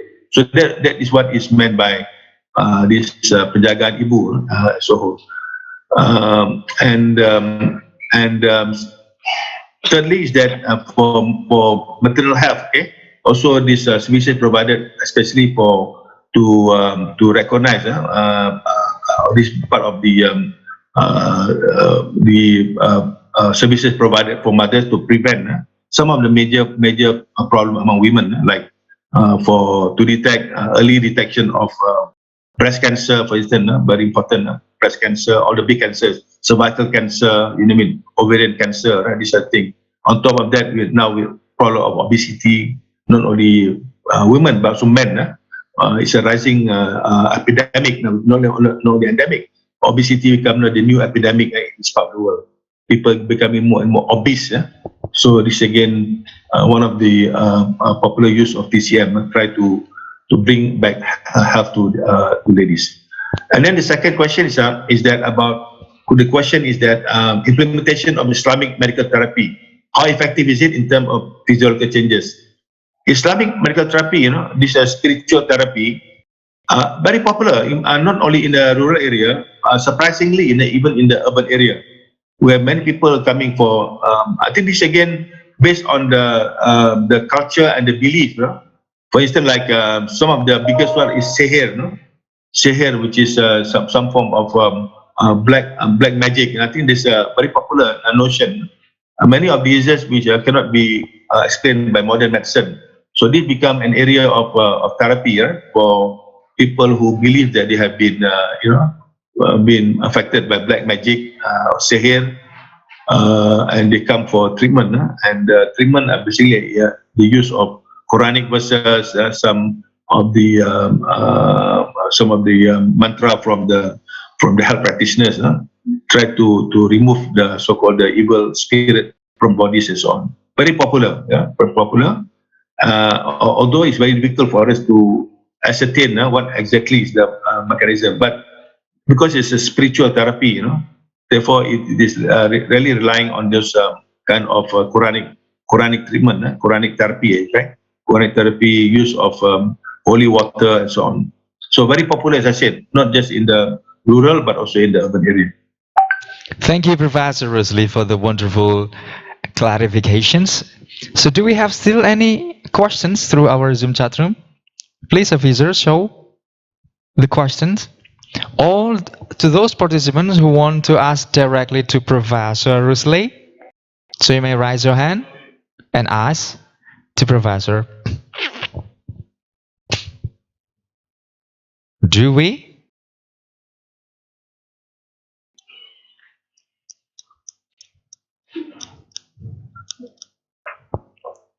Yeah, I think now we are in the right time and right place. So to have a very wonderful presentations from Professor Rusli, I think it's gonna be really attractive.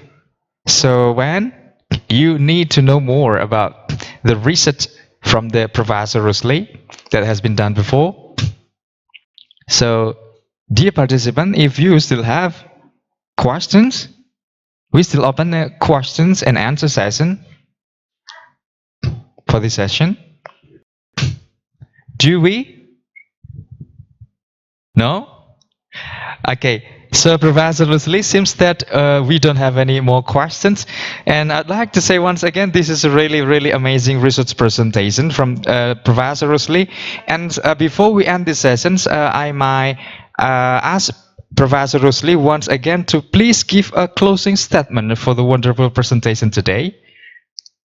Thank you, Mr. Moderator. So I think message is that that TCM is going to be on an increase for community, not just in Malaysia but I suppose in Indonesia as well, and it is still a very strong influence on the population. But only things that I think important that as like any other profession, it need to be regulated, it need to be registered, the practitioners need to be registered, monitored, and government must be also aware, have a surveillance to look at potentially any issue, especially now I mentioned about supplement, people buying supplement online, which is a major issue now in Malaysia. I'm also, I think also maybe in Indonesia as well, or other part of the world. And this is something that the international community has to take note of, so that we can avoid any of the potentially toxic effect on community. So I think this is responsibility of the ministry and also the country as a whole, so that we can practice TCM safely. And to the benefit of our community. Thank you. You are most welcome, Professor Rusli. Once again, give a virtual applause to Professor Rusli. Right, then this is the end for the second session of this international symposiums, and I'd like to say thank you very much, Professor Rusli. See you again in the next presentation. Assalamualaikum warahmatullahi wabarakatuh, Professor. Waalaikumsalam warahmatullahi wabarakatuh. Right then, so don't go anywhere. Still joining our international symposium. We still have another interesting presentations. So for the third presentations is the presentation from Professor Dyah Aryani Perwilasari. So, Professor, have you connected with us? Yes, I'm available here. Yes, okay, seems that Professor has connected with us. So in the third presentation, Professor Dyah Aryani will talk about the same complementary therapy. And before she deliver her wonderful presentations, so I might read her curriculum vitae for a while. So Professor, would you hear my voice? Yes, Professor? Okay. I'm here. Right then, so now I can hear your voice, yeah. Okay, thank you, Professor. So before the presentations, so let me read first her curriculum vitae. Her full name is Dyah Aryani Perwilasari. Now she is a professor, sorry. Now she lives in Fakultas Farmasi, Kampus 3, Universitas Ahmad Dahlan, Jalan Profesor Dr. Supomo, Janturan, Yogyakarta. So her educational background, she begins the bachelor degree from Faculty of Pharmacy, Gadjah Mada University in 2002, and also she continued the master degree in Faculty of Pharmacy also from Gadjah Mada University also, and she continued the doctoral degree. Now she got a double doctoral degree. Now we may give applause for her. So for the first doctoral degree obtained for medicine faculty, right, from the Gajah Mada University, so focusing on pharmacoepidemiology in 2012, and then continue a second doctoral degree in Leiden University, Medical Center, Netherlands, for pharmacogenetic, and then she graduated in 2013. Now she is a dean of the Faculty of Pharmacy of Universitas Ahmad Dahlan, and she is also a lecturer. There are so many awards achieved by Professor Dyah, and once of that, so she is now also a national reviewer, and she get also many awards. There are so many research that I could not mention one by one. So now, to save our time, let's go directly to the presentation from Professor Dyah. The stage is yours now, ma'am. Okay, thank you very much for the nice introduction. But there is a little mistake. I'm not a dean anymore. Oh my God. Currently, Yes. only lectures. Yeah.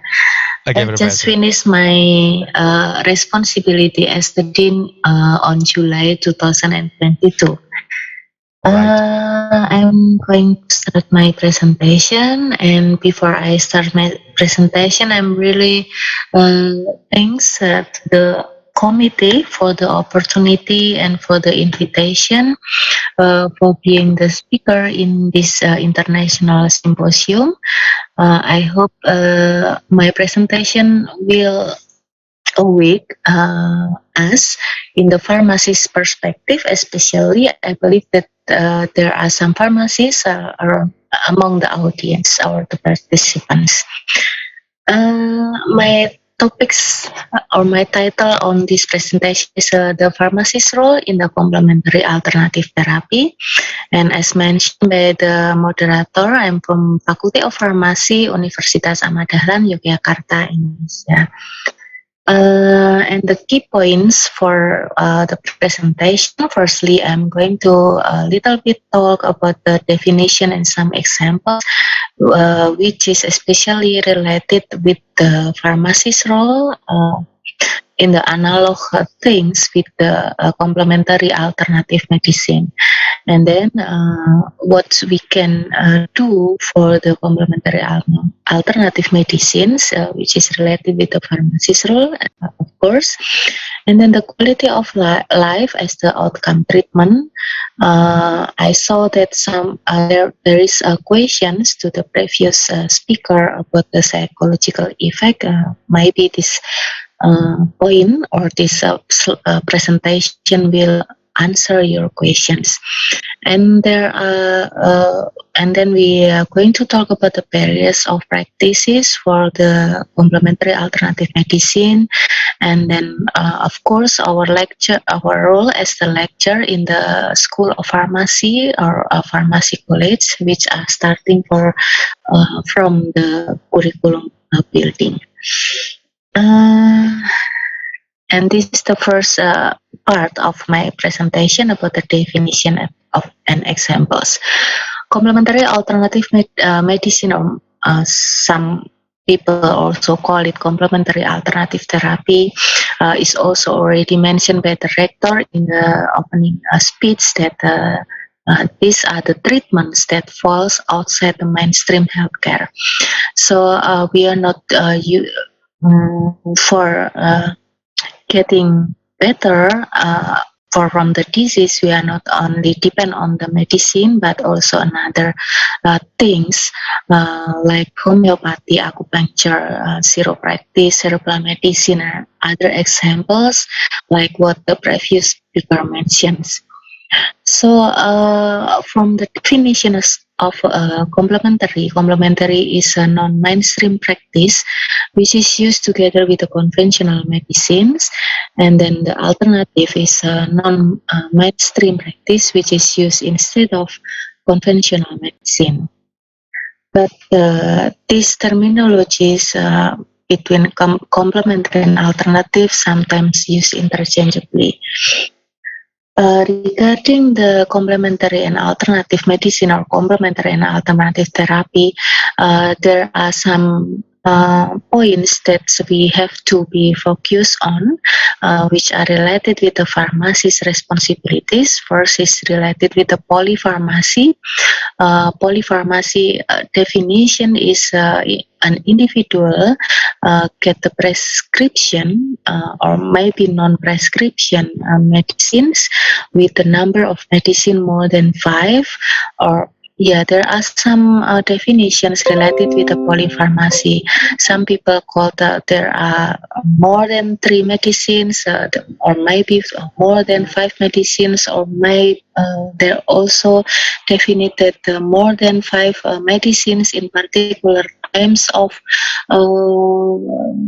medical durations. So of course the polypharmacy is we have to be focused because there will be some drug-drug interaction among those medicines. And the behavior of complementary alternative medicines usually related with the self-medication, because people sometimes try to find out another alternative besides using the medicines. Based on the drug-drug interaction, then we have also the possibility for drug-food interaction here, and also the drug-herbs interaction. So these 5 points is very related with the complementary and alternative medicines, and we as the pharmacists, of course, have to understand about what we have to do related with these points. I will give you a simple examples which can be analog to be used in the complementary and alternative medicines. I think this medicine, femurafenib, is not available in Indonesia. This is the immunomodulator or immunosuppression therapy for the cancer disease, and this is what we call it with the targeted therapy, which are related with the gene mutation. So the femurafenib is well known as the substrate of the CYP3A4 and CYP3A4, and CYP3A4 subenzyme is a part of subfamily from the cytochrome E450, which are responsible for most of the metabolism of drugs or medicines in our body. So because femurafenib is a substrate of the CYP3A4, so if the doctor or maybe the patient got the prescription or medication which has a characteristic as the CYP3A4 inducer, or maybe CYP3A4 inhibitors, or maybe in the category of CYP3A4 moderate of inhibitor and inducers, so we have to be careful with the lower or higher concentration of femurafenib in the blood.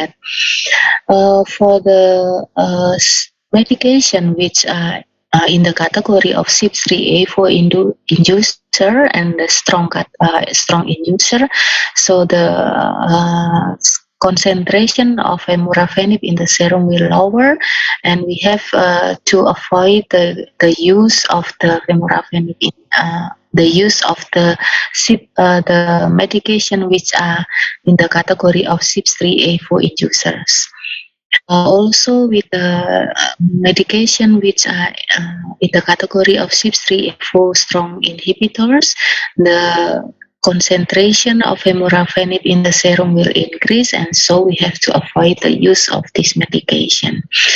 But with the CYP3A4 medication, with the medication which are included or in the category of CYP3A4 moderate inhibitors or inducers, so we have to monitor about the treatment outcome using the femurafenib. And femurafenib also can inhibit CYP1A2 and also CYP2C9, to D6. So we have to be careful if Vemurafenib used with the other medications which as the substrates of the CYP1A2 or CYP2C9 or CYP2D6. So we have to avoid the use of this medication as the substrate of these three enzymes. Another example is related with the another targeted therapy for cancer disease. So we name it Cobimetinib. This is also still the new drugs and not available as well in Indonesia. Cobimetinib is a substrate for CYP3A4 in CYP3A4 as well. And then if we take or the patients take the Cobimetinib together with the medications which are in the category of CYP3A4 inducers, moderate to strongs, and CYP3A4 inhibitors from the category moderate to strong. So we have to avoid the use of the medication. But for the CYP3A4 inhibitors with the category moderate to strong, so we have to can decrease the dose of the Cobimetinib until 20 milligram per day because it will cause the higher concentration of Cobimetinib in the serum. So if we are going to use the herbs or traditional medicine as a part of a complementary alternative medicine, so we have to be careful about some medication which could be used together with the main medication for the disease. Here we know the example of CYP3A4 inhibitors like amiodarone, cimetidine, clarithromycin, etc. So we also define some food like fruits here like grapefruit juice, which also has a category as the CYP3A4 inhibitor. And here you can see some of medication are very common use in Indonesia for every kind of disease, like for example cimetidine, and some antibiotic like clarithromycin, ciprofloxacin, yeah. And then a CYP3A4 inducer, here we can see some barbiturates, carbamazepine, dexamethasone, and this is also very common to be used in Indonesia for with the right indication. And then CYP2C8 inhibitors and inducers, here we can see one of the example is rifampicin as the inducer of CYP2C8. Yeah, so we have to be careful with this list of drugs because it could be have an interaction with other medication or maybe with the herb medicines. So if we find the many medication which are including or in the category of the inhibitors or inducer of some subenzyme, so the pharmacist can do things. The first is the prescription validation. In this activity, we can validate the clinical indication and appropriate therapy, and then validating the dose, validating the route of administration and dosing schedule, and also validation the dosage adjustment versus the toxicity, and together with the renal or with considering the renal or hepatic function. And then we also have to give education, especially to the other healthcare professional and also to the patients, which are related with the medication history, medication reconciliation, and the patient counseling, side effect prevention and management, managing drug interaction, counseling on complementary or alternative therapy. And other things here, these two things are prepared before the medication provided to the patient or before the prescription is given to the patient. And others like side effect management and supportive care, and also as the facilitator role for drug access, research and managing clinical trial is all other of the pharmacist role outside in the instead of the prescription, validation, and also education. So when we consider to use the natural product, for example, herbal medicine or also traditional medicine, other traditional medicine as the complementary alternative medicine, especially in the cancer disease, so we have to be to consider what is the indication of complementary alternative medicine. If the indication is only for the adjuvant setting, so we have to avoid it, because in the adjuvant setting we have to focus on the treatment of the cancer itself, and try to avoid some drug interactions, drug interaction, or also drug herb interaction. But in the metastatic setting, we can categorize into two sites. The first site is if we didn't find any interaction or no documented interaction, so we can continue to use the complementary alternative medicine. But if there are documented interactions, so we have to avoid the complementary and alternative medicines.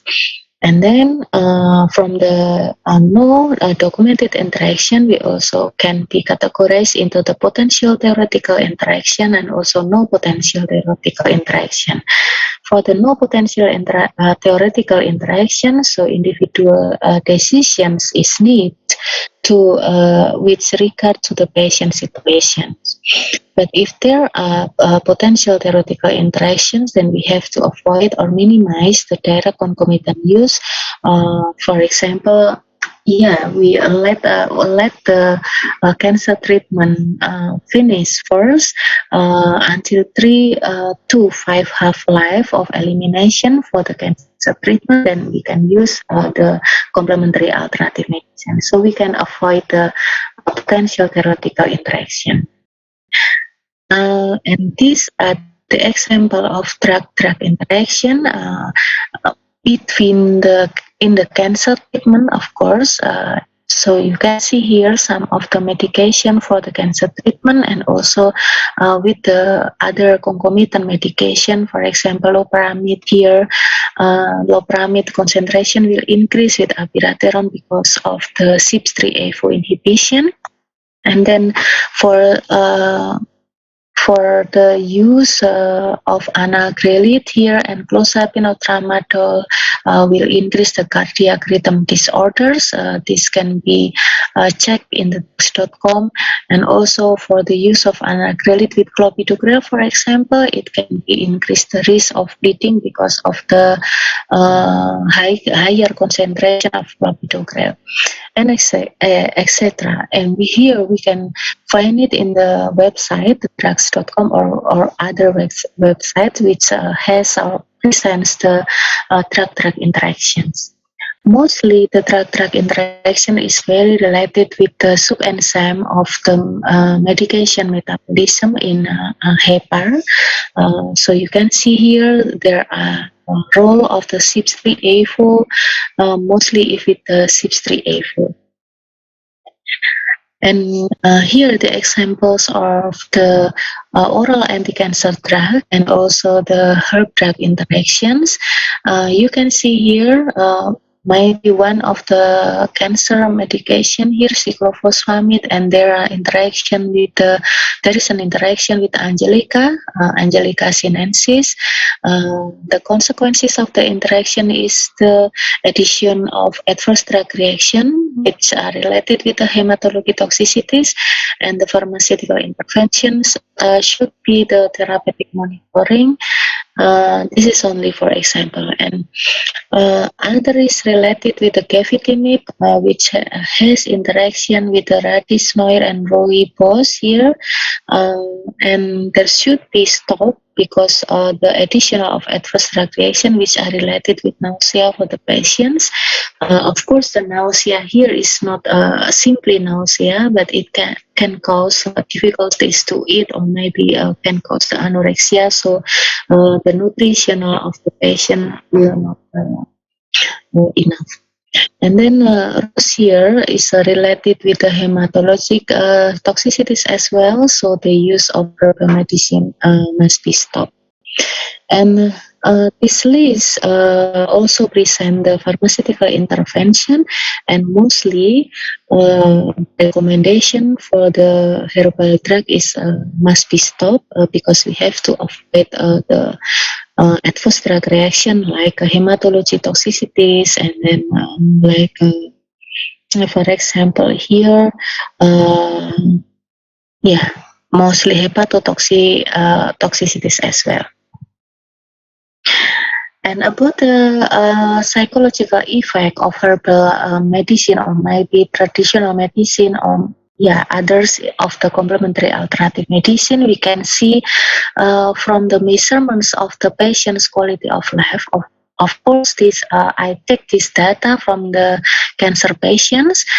Here we can see the comparison between. The comparison between the homeopathy, the comparison of patients' quality of life between the cancer patient treated with homeopathy and cancer patient treated with the placebo. Of course, the placebo here is related with the cancer medication, and we use particular instruments for measuring the patient's quality of life. We use AURTC, QLQC30. That is the very famous quality of life instruments which are related with the cancer disease, and there are some functions which are measured in these instruments, like functional global health scale, functional scale, physical function, role function, emotional function, cognitive function, and also social function. And also, there are some symptom scales in these questionnaires, like fatigue, nausea, vomiting, pain, dyspnea, etc. here. So in the baseline, or the first visit of the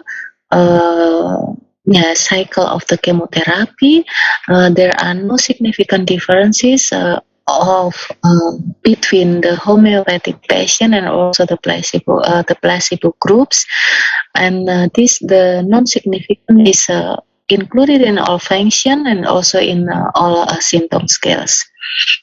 But as you can see here, the score or the value of the function is quite low, as most of them are below than 70. And the symptom scale here is we have some symptom scale high, like here 51.9, and then if we are compared to the second visit of the 9 weeks, or maybe the next cycle of the chemotherapy, as you can see here, there are significant differences between the homeopathic groups and also the placebo groups, both in the functional scale and also the symptom scale. And the score is also nice. The score for the homeopathic group is higher than the score of the functions in the placebo groups, and the symptom scales is also present that the symptom scale in the placebo group is higher than the symptom scale for the homeopathic groups. So in general, this study suggests that the homeopathy positively influence not only quality of life, but there is also the overall survival. And the definition of homeopathy here is a wide variety of source materials, like the use of derivatives from plants, herbs, minerals, or animal products. And if we are also thinking about what is quality of life is an individual perception of their position in life in the context of the culture and also value system in which they live in relation to their goals, expectations, standards, and also concerns.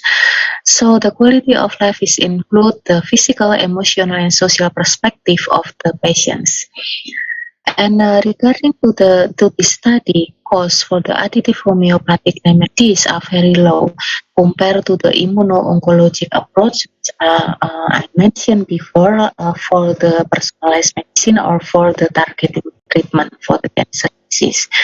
Thereby, the additive expenses of homeopathic drugs are negligible on the context of cancer treatment costs as the complementary alternative medicines. And how about the barriers of the pharmacist practice regarding the complementary alternative medicines? Actually, the responsibility of the pharmacist first is providing the evidence-based recommendations to consumers regarding the complementary medicines. And we have a lot of evidence-based recommendation. You can see from the literature, from the PubMed or other literatures, there are already comparison of complementary medicines with the placebo or the other groups, and some beneficial of the outcome treatment for the complementary alternative medicine compared to the placebo or the other groups. And also the pharmacist should train all staff in pharmacy, including the technician of pharmacies, to ensure that they provide evidence-based recommendations regarding the complementary medicine and refer to a pharmacist when required. So the things of practice of complementary alternative medicine is very related with the evidence-based literatures, and based recommendations, because we have to give the right education to other health professionals and also to the patients. And then when providing the advice, pharmacists should provide sufficient information for consumers to make informed decisions regarding complementary alternative medicines. Yeah, we have to give complete information from the right indication, how to use it, or how about the dose or the concentration which should be made regarding to the preparation of the complementary alternative medicines, and also about the perspective or side effect of adverse drug reaction, because there could be some drug herb interaction or maybe the adverse drug reaction from the drug itself or from the complementary alternative medicines. Also, pharmacy should set up the pharmacy so that consumers are provided an offer of advice from pharmacies when purchasing complementary medicines, and pharmacy should be available to provide that advice. Yeah, so this is what we call the availability of the pharmacist in the pharmacy or the drugstore. And pharmacists must vigilant for possible harms related to complementary medicines and intervene if risk of harm is significant. So regarding this responsibility, we realize that our barriers is very related with the evidence-based recommendations, maybe the skill of the pharmacist to find the evidence-based recommendation, and then to prepare the sufficient information for the patients or for the other health professional, and then also have a particular space or particular place to have a dialogue or communication with the patients regarding to the use of the complementary alternative medicines. And lastly is about to vigilant with the possible harms which are related to the herbal medication or maybe the drug herb interactions. And about the position of the pharmacist, there are two items, big items for the barriers. First is about the providing the advice. So for the barriers related with the providing of advice, so the proactive things is related with the confidence, the self-confidence of the pharmacist, and then how to have enough education or enough skill to promote the naturopaths or maybe the complementary alternative medicines, and also the promotes practitioners only, which aligns to the consumers. So this is related with the proactive action of the pharmacists, which are self-confidence and then enough skill or enough knowledge for the evidence-based recommendation and the practitioners' things. So the barriers is sometimes the pharmacist is less confident and maybe they are not sure about the evidence base of naturopath or complementary alternative medicines, and they are also not do or not practice with the naturopaths of or complementary alternative medicines. And the other barriers is related with the visibility of the frameworks of the pharmacies related with the complementary alternative medicines. So from the positive things of the visibility of the frameworks must be acceptable and visible to be applied in the community or maybe in the hospital, and should be aligned with the recommendation. And yeah, several pharmacies have to skill or ability about the public health acumen, because they have to provide the facts to the patients or community or maybe the other health professional. And the barriers is of course related with the invisibility of the frameworks, and then no facilities to support the information or maybe no staff training, and of course regarding the cost. And how about the patient perspective? Here we can see that some patients are very welcome with the pharmacist role, especially related with the complementary alternative medicine. We can see from the patient which give the strongly satisfied here. The first question, we use some questionnaire here from the particular study.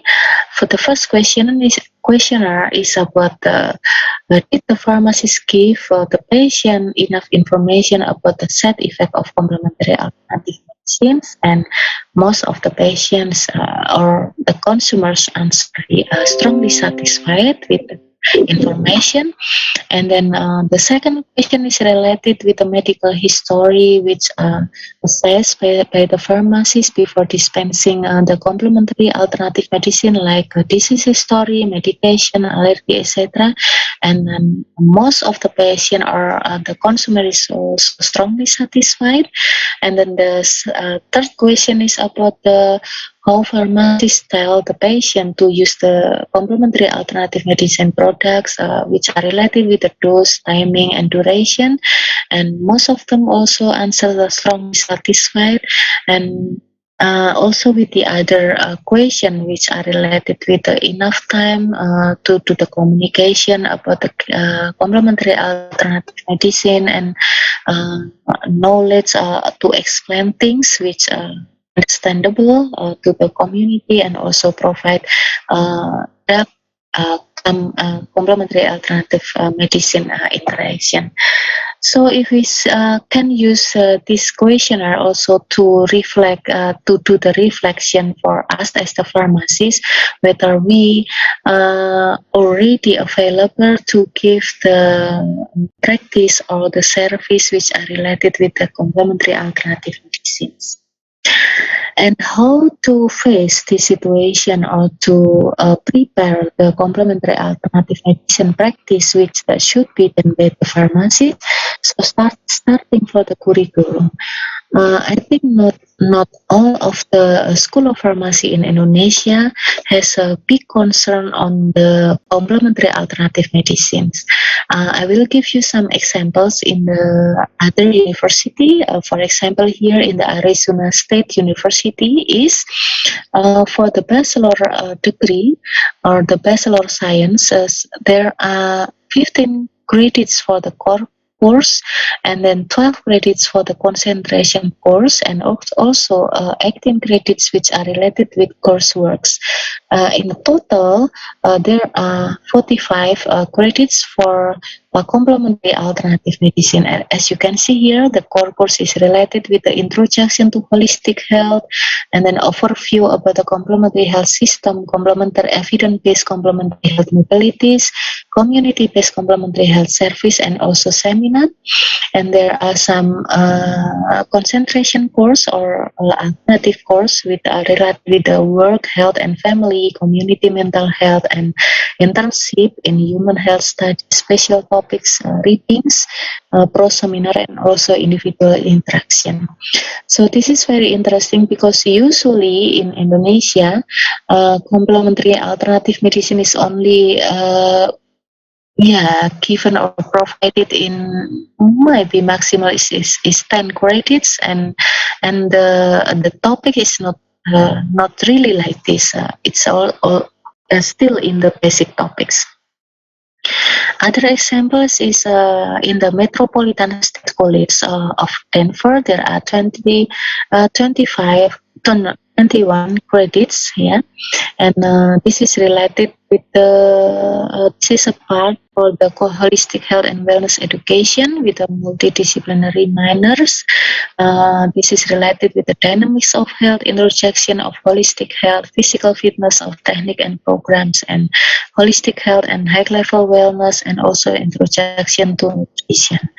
And in the other Georgian Court College, there are 18 credits in one semester, which also related with the holistic health, Eastern approach for nutrition, and also other alternative healing methods.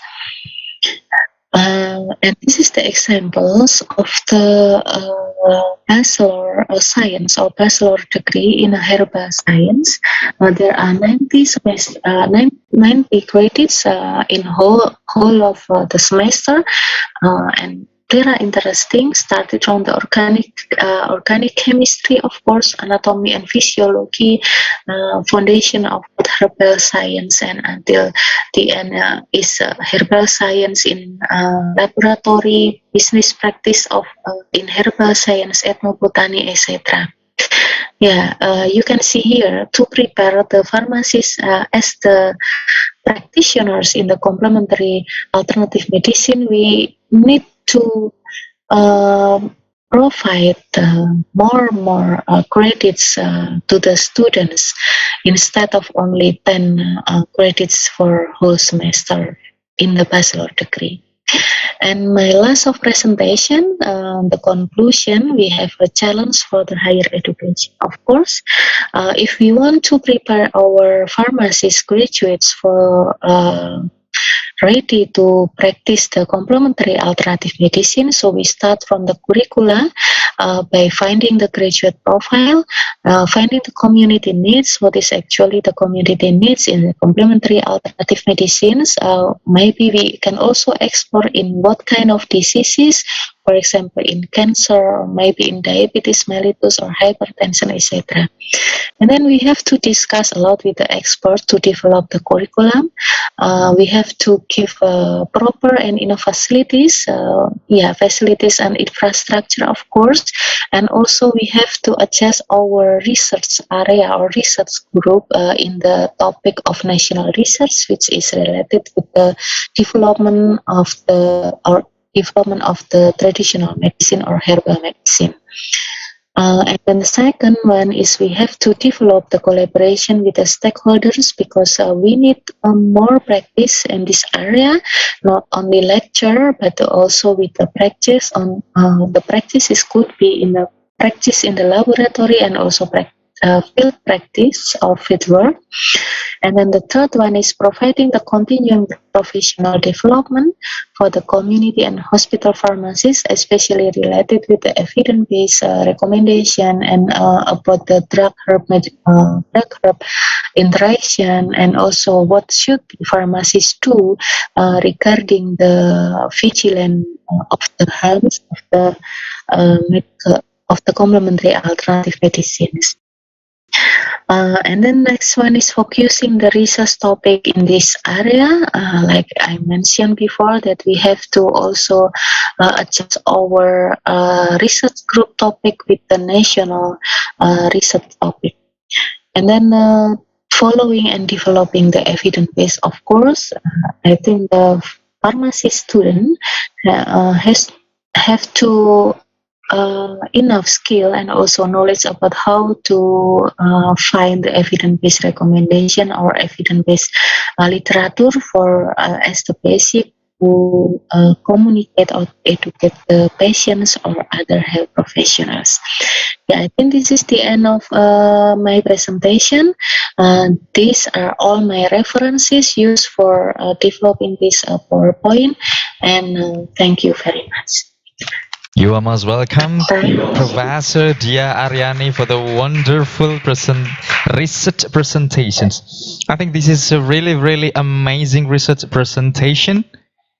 And so, yeah, I think the participant also would like to know more about your research presentations, Professor.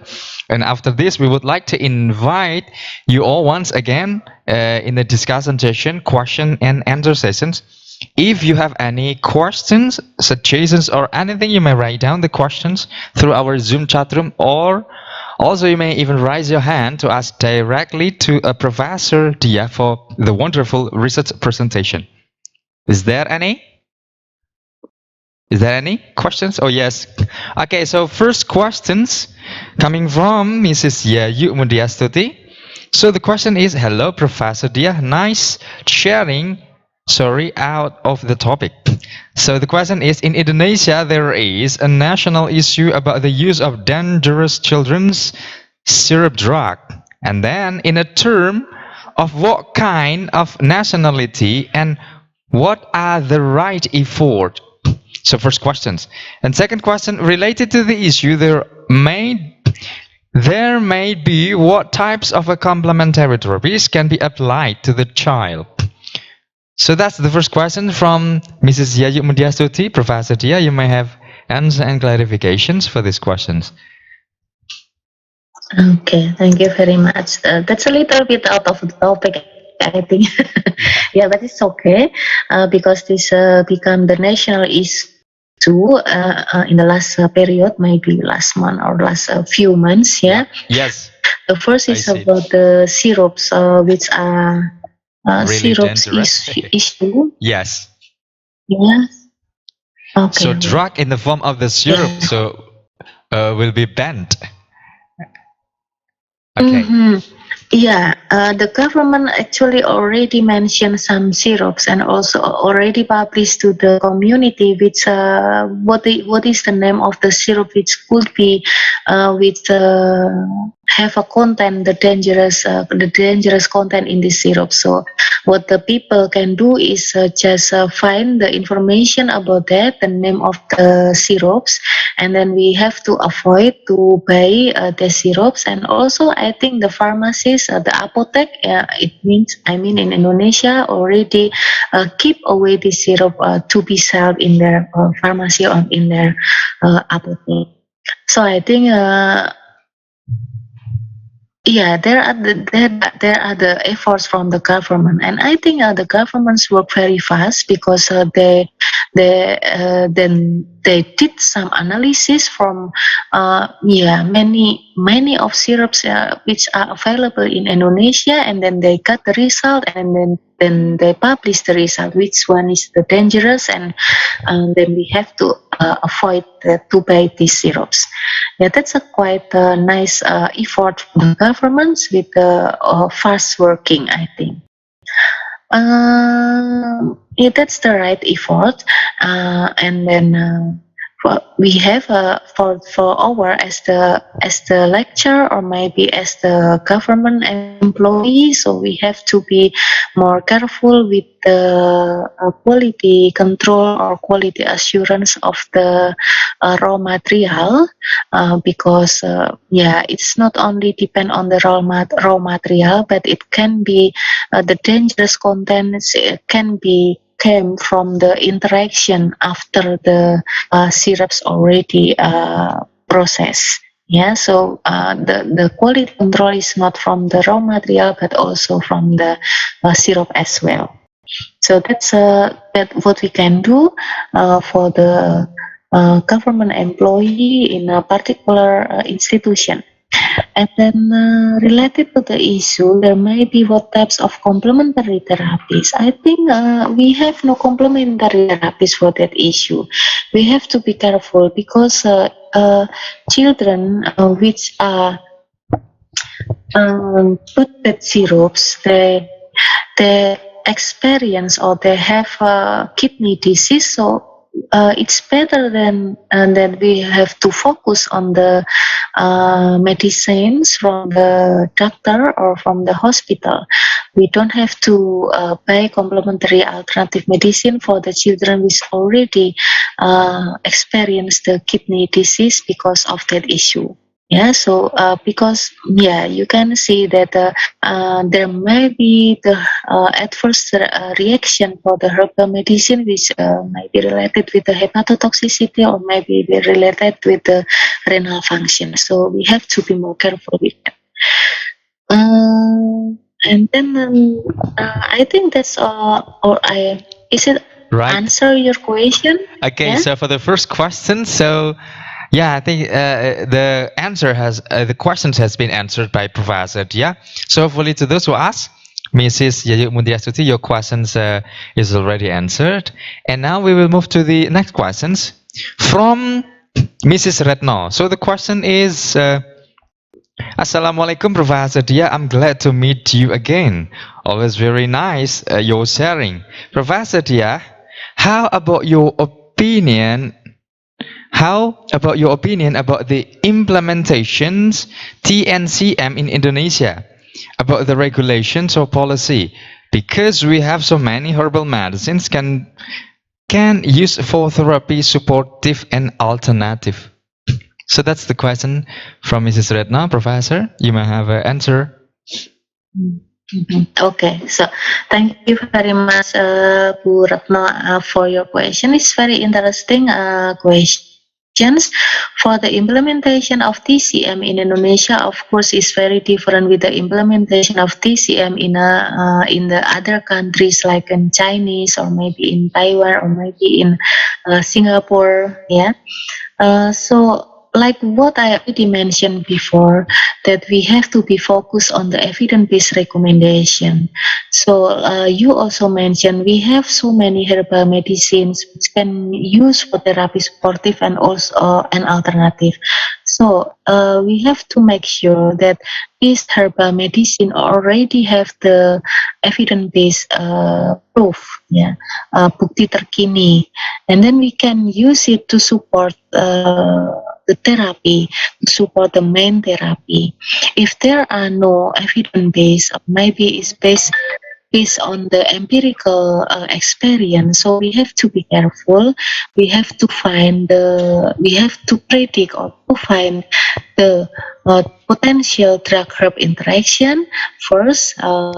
Potential drug-herb interaction, that's the first, and the second is the adverse drug reaction of the herbal medicine or the traditional Chinese medicine. And I think traditional Chinese medicine is also very varied. It's not only related with the herbal, but also other things like massage or aromatherapy or acupuncture. It is still possible, but if you have to consume it together with the main medication, for example, for cancer disease or for diabetes disease or maybe hypertension, so you have to be careful for the drug-herb interaction. So find the evidence-based recommendation for that. Yeah. Right, so that's the explanation from Professor Dyah. So hopefully the questions from Mrs. Retna is already answered. Now we still wait another questions, if any. Do we still have more questions? Okay. No? Seems that we do not have more questions, Professor Dyah.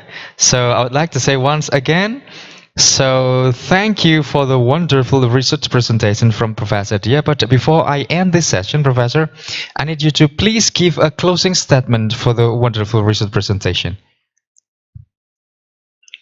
Okay, thank you very much. So We are talking about the pharmacist role in the practice of complementary alternative medicine or complementary alternative treatment. So firstly, what we have to be careful is about the evidence-based recommendations. And if we are thinking about the empirical practice for the particular complementary alternative medicine, then we have to think about the drug-herb interaction and also the adverse herb reactions, which could be potentially appear for the patients. That's all. Thank you very much. So now please give a virtual applause once again to Professor Dyah. Right. So thank you, Professor Dyah. Have a nice day and see you in the next presentation. Thank you very much. You. And well, ladies and gentlemen, don't go or don't leave the room. We still have more presentations.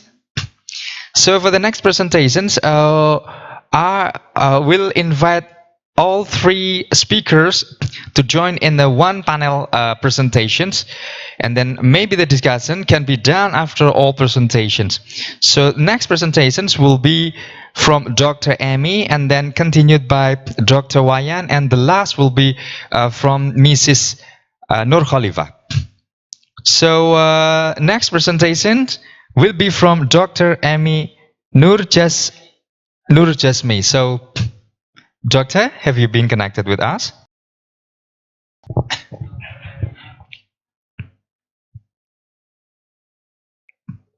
Yes, Dr. of Emi? course. Okay. Yeah. Yeah, so, Okay.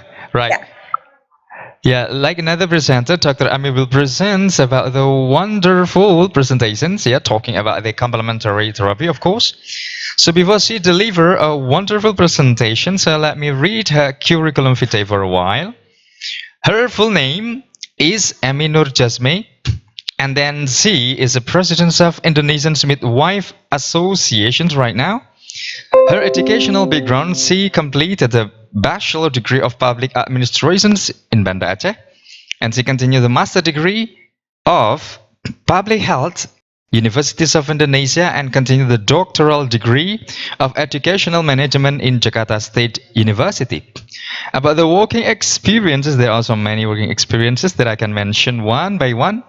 So at least he is joining the ICM board member as a representative of Southeast Asia regions, lectures on midwifery program, study of health, polytechnic until now, and also staff of midwife and MCH division provincial health office DI Aceh. So okay, now to save our time, let's go directly to the presentations from Dr. Emi Nurjasmi. The floor is yours now, ma'am. Okay, thank you so much for the moderator. Bismillahirrahmanirrahim. Assalamualaikum warahmatullahi wabarakatuh. Selamat siang dan salam sejahtera buat kita semua. First of all, I would like to thank you to the Rector of Muhammadiyah University Kudus, and also with the team that invited me to join in this important webinar, important symposium. And also I would like to thank you to the previous speaker. They give us many information about the complementary services in health. Okay, now I would like to start my presentation. May I share my screen? Of course, ma'am. Yes, of course. Yes. Oh, okay, wait. Okay, you can see? Yes, now we can see the slide clearly. Okay, thank you. Okay, I think that we have been get many information from previous speaker. I think that already information mentioned about the complementary therapy or complementary care specific in health. I think that we get already many information. Now I just remind us, I just give maybe some information, how is the midwife roles of the complementary therapy in midwifery care. We are talking specific in midwifery care. Okay, let's see before we start. Oh, why? Okay, let me see first about midwifery as a profession. Midwifery is one of the oldest professions in the world. From the beginning of the human race, women have needed someone to assist them in the birthing process. I think midwife as a profession not only exists in Indonesia, but also in the world. There are so many times that already known midwife as one of profession in health sector. Okay, now let me see midwifery as a profession in its own right, with a unique body of knowledge as well as share knowledge with other health disciplines. Much of this knowledge is based on evidence. That is the result of research, even though carried out by midwife and others. And as such, it is extended or amended from time to time by the finding from new studies. Also that already informed by professor from pharmacists, there are good studies, and also from Malaysia, there are many informed based on evidence, based the result of the studies. I think also could be used in midwifery services. Also, let me see midwife as a profession, that we have a key pillars of midwifery profession. We have to have the education, the clear education for midwife, how to provide midwife. And also we have regulation, how to regulate, what are the standard, and so many regulation that we have to have. And fortunately, we have the midwifery act in Indonesia. Okay, we will see later. And also the association is one of the pillars, is important pillars. We must demand the regulation, education, and support of midwife to ensure quality of care for women, their newborns and families, and their communities. And of course, that based on the research and supported from the competency standard for midwifery practice. This midwifery law, number 4, 2019, what is the midwife? Midwife is a woman who has completed a midwifery education program, both nationally and abroad, that is legally recognized by the central government and has fulfilled the requirement for practicing midwifery. We have not early the same with the ICM, International Confederation of Midwife definition, because in global definition, midwife is a person, not a woman. But we are in Indonesia, midwife is a woman. Of course, what the standard, what the conceptual from a global, from the international, we have to adaptation with our situation. Not all standard we have to adopt, but we have to adapt. This is based on our culturally that we agreed with our group and also others partners that midwife in Indonesia is a woman. Midwifery services is a form of professional service that is an integral part of the healthcare system provided by midwives. Could be independently, collaboratively, and or referred. Midwifery services as part of health services in Indonesia.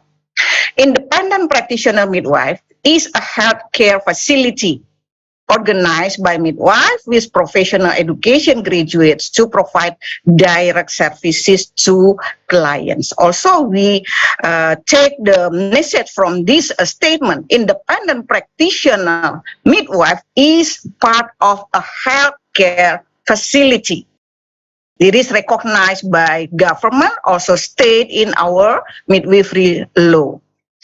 Okay, now in our law that we regulate so many aspects, all aspects of midwife as profession, starting from how to provide midwife with midwifery education, registration and license, midwife Indonesian citizen, midwife foreign citizen, midwifery practices, rights and obligation, midwifery professional organization, utilizing midwife, guidance and supervision.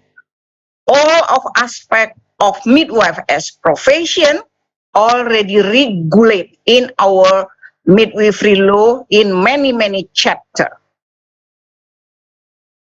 Okay, now that we see starting how to provide midwife in Indonesia, we have the form, we have the pattern of midwifery education, that we have the diploma program, what we call the vocational program, professional program, and academic program. Vocational program, we conduct vocational diplomacy, vocational midwifery program, diplomacy program. We call the graduate with the vocational midwife, or in the global term that we call the associate professional midwife. And also we conduct for the professional midwife. Professional midwife is continuing education from bachelor science in midwifery and plus internship profession to become a professional midwife. And we have also the academic way in midwifery education. We conduct now magister degrees, magister, and also doctorate. Not yet. We are on preparation to run, to develop, to build the doctorate program in Indonesia. It is the global standard ICM for midwife education. We have two ways to be a midwife. We call the direct entry midwife, that could be bachelor, 3 years after senior high school, depend on the system, education system in the country. Some of country, to be a bachelor's graduates should follow 3 years program, but in another country 4 years program. Let's say in Philippines for bachelor program that running 4 years program, and Bangladesh bachelor's program, they have the system 3 years program. And also we have the second way to be a midwife after nursing. This is the standard for ICM, International Confederation of Midwife, what the moderator introduced me as part of the representative of ICM board member. And after nursing plus 18 years in direct entry, that the graduate from this program we call the nurse midwife. But when they finish the midwifery program, some of them, they call themselves as a midwife, and some of them they call the nurse midwife, depend on the country. And we in Indonesia only have one way to be a midwife, by follow the midwifery education pattern, what I mentioned before. Okay, let's see how to registration in Indonesia. Every midwife who will carry out midwifery practice must have a registration certificate. This is also regulated in our law. Registration certificate is given by the council to the midwife who meets the requirement. There are some requirements. Registration certificate valid for 5 years and can be re-registered after fulfilling the requirements. Fulfilling sufficiency in midwifery practical activities, education, training, and other scientific activities, or continuing professional development, community services, professional services, and professional development by research, do the research, and publication. Midwifery practice are carried out at independent practice midwife, what I mentioned before, it's part of a health facility. Other care facilities in hospital, public health clinic, clinics, and etc. We can practice in every setting of health services in Indonesia. Midwifery practices carried out in accordance, of course, with competencies and authority, and comply with the code of ethics, profession standard, and standards operational procedure. A licensing midwife who will practice in midwifery must have a license. Practical licenses is provided by the head district regional government. To get the license, must have first registration certificate, which is still valid, of course, and also practice site when we are where we will practice, and also license will valid for 5 years. This is the scope of work: maternal health, child health services, women reproductive health and family planning, and implementation of tasks based on delegation of the authority. We are working as interprofessional health collaboration, and also implementation of tasks under certain conditions of limitation. Some of these delegation come from government, specifically in a very rural area. The task of the midwife can be carried out independent or collaborative. Implementation of tasks is carried out in a responsible and accountable manner. Midwife in administering midwifery practices must be in accordance with their competencies and the authority. We have to comply with the regulation. We see the maternal care in carrying out their duties in providing maternal health services. The midwife has the authority to provide midwifery care before pregnancy, during normal pregnancy, during labor and normal delivery, in the puerperium, conduct emergency care for pregnant women, childbirth and referral, and early detection of risk and complications during pregnancy, childbirth, postpartum, as well as post-miscarriage care, and continued with referral. In carrying out the task of providing child health services, midwives are authorized to providing midwifery care to newborns, infant, toddlers, and preschool children. Provide immunization according to government programs. Monitoring growth and development in infants, toddlers, and preschool children. And early detection of cases, complications, growth disorders, and referrals. Emergency care in newborns followed by referral. And also for women reproductive health care in family planning and family planning services. We provide communication, information, education, counseling, and provide family planning services, pill, injectable, IUD, and implant in accordance with the statutory provision. The scope of midwifery practice, we start from health promotion and prevention, providing care for pre-pregnant and pregnant women, carry out a normal delivery care, carry out postpartum care, providing baby and child health care, providing women's reproductive health and family planning, screening for complication in maternal and child and women reproductive health, carry out emergency care in accordance with the competency and authority, referring high-risk cases and complication, and mobilizing community participation and empowering women and families. Why we have the additional task to mobilizing and to empowering women? Because we are, as a midwife, we are in the community. Together with the community, we stay close to the community. That we, midwife as the front line in providing access to MGS and family services in the community. The midwife is a care provider with a strategic and unique role in MGS, maternal child health, as a partner for women, especially in undergoing their reproductive health cycle, through holistic and continuity of care with a midwifery respectful care approach. That our relationship between midwife and our client, women as our client, is a partnership, not subordinate, but partnership. We equal with our client. That our client feel free to talk with us, to discuss with us, to tell what they feel. This is why, because we build the relationship as a partnership.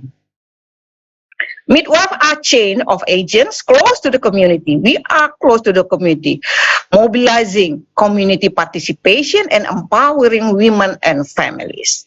Midwife as collaborator in maternal child health and family planning services at community health care to referral, community health care to referral health care facilities. We are as a collaborator because we are in the front line. We have to screen which one we have to follow, which one we have to collaborate, which one we have to refer to other facilities. I think very important how to screen, how to take that no late for refer. Key midwifery concept, this based on ICM. There are a number of key midwifery concepts that define the unique role of midwife in promoting the health of women and childbearing families. Partnership with women to promote self-care and the health of mothers, infants, and families. Respect for human dignity and for women as persons with full human rights. Advocacy for women so that their voices are heard and their healthcare choices respected. Why we use this one? Because some of our cultural, some midwives, they cannot take decision by themselves. Maybe a woman did not hurt by others person. That's why we have to empower women. Cultural sensitivity, including working with women and healthcare providers to overcome those cultural practices that harm women and babies. We have to identify which one positive, which one not positive, which one we have to support, with which one we have to give the completely information that it's not positive, it's danger for women and also for babies. Focus on health promotion and diseases prevention that diffuse pregnancy as a normal life event. Advocacy for normal physiological labor and birth to enhance outcomes for mothers and infants. Let we see midwife professional values. Midwives are expected to show high standard of professional behavior. Midwives are professionally responsible and accountable for their practice, attitude, and actions, including inaction and omissions. Midwives recognize the relationship between professional responsibility and accountability and their professional integrity. Midwives advocate for women's or patients' rights. Midwives recognize their role in the appropriate management of health care resources. Now, let me see the role of midwife in complementary care. Midwifery care, we have the regulation, also the ministerial decree number 28, 2017, about licensing of practical midwife. In this regulation, there's the statement, midwife provide holistic, humanistic, evidence-based midwifery care with a midwifery care management approach and pay attention to physical, psychological, emotional, socio-cultural, spiritual, economic, and environmental aspects that can affect women's reproductive health, including promotive, preventive, curative effort, and rehabilitation according to their authority. That we provide the holistic care. Now, let me see. Holistic midwifery care. Holistic midwifery care paying attention to all aspects that can affect the reproductive health of women, infants, and toddlers by always considering the physical, psychological, socio-cultural, and spiritual needs. Bio-psycho-social, cultural, spiritual. The human body is an integrated system and function that is very complex and interacts with each other, which is very compact. Automatically, disruption of one system and function of the human body can affect other body system and function. Holistic care uses a comprehensive concept, namely the integration between soul and body as well as social with scientific natural methods. That let me see. Okay, dimension of holistic care. The dimension of the relationship between one's biopsychosocial, cultural, and spiritual, the dimension of understanding that one is a unified whole and cannot be separated. Traditional holistic, a care technique that utilize nature with the principles of holism as an alternative medicine or traditional medicine, which includes traditional holistic, let's say acupuncture, acupressure, herbs, and others. Modern holistic, healing techniques that combine traditional or ancient healing with modern technology and science that utilizes nature with the principle of holism, such as hypnotic, psychological. Complementary holistic care, a care technique that combines traditional or ancient healing with modern technology and science that utilize nature with the principle of holism, given in a creative, flexible, supportive, caring, sustainable way according to the mother's wishes under the guidance and monitoring of such as acupuncture, acupressure, herbal, yoga, hypnotherapy, and etc. Complementary therapy, complementary traditional health services is the application of traditional health services that utilize biomedical and biocultural sciences, and their benefits and safety are scientifically proven. Integrated traditional health services is a form of health service that combines conventional health services with complementary traditional health services, either as a complement or a substitute. Complementary therapy is known as traditional therapy, which are combined in modern medicine. Complementary is the incorporation of traditional therapy into modern medicine. This terminology is known as modality or activity therapy that adds to the conventional approach in healthcare. There are also complementary therapies that call it holistic medicine. This opinion is based on a form of therapy that affects the individual as a whole, namely an individual harmony to integrate the mind, body, and soul into a single function. This is the complementary traditional health services that meet the criteria can be integrated into health services facilities, including follow scientific principle, what mentioned from before speaker, the result of research, and also does not endanger the health of the patient, continue to pay attention to the best interest of patient, help promote preventive, curative, rehabilitative, and improve the quality of life of patients, including physically, mentally, and social. Based on the method of treatment, complementary traditional health services are carried out using skills that manual therapy, energy therapy, touch therapy, did already mention, explanation by previous speaker. Drugs, traditional drugs, combining drugs and skills. Manual technique is a treatment or care technique based on manipulation and movement of one or several body parts. Energy therapy is a treatment or care technique using energy field both from outside and from within the body itself. Let's say, the example, yoga and etc. Touch therapy is a treatment technique that aims to utilize the mind's ability to improve a body function.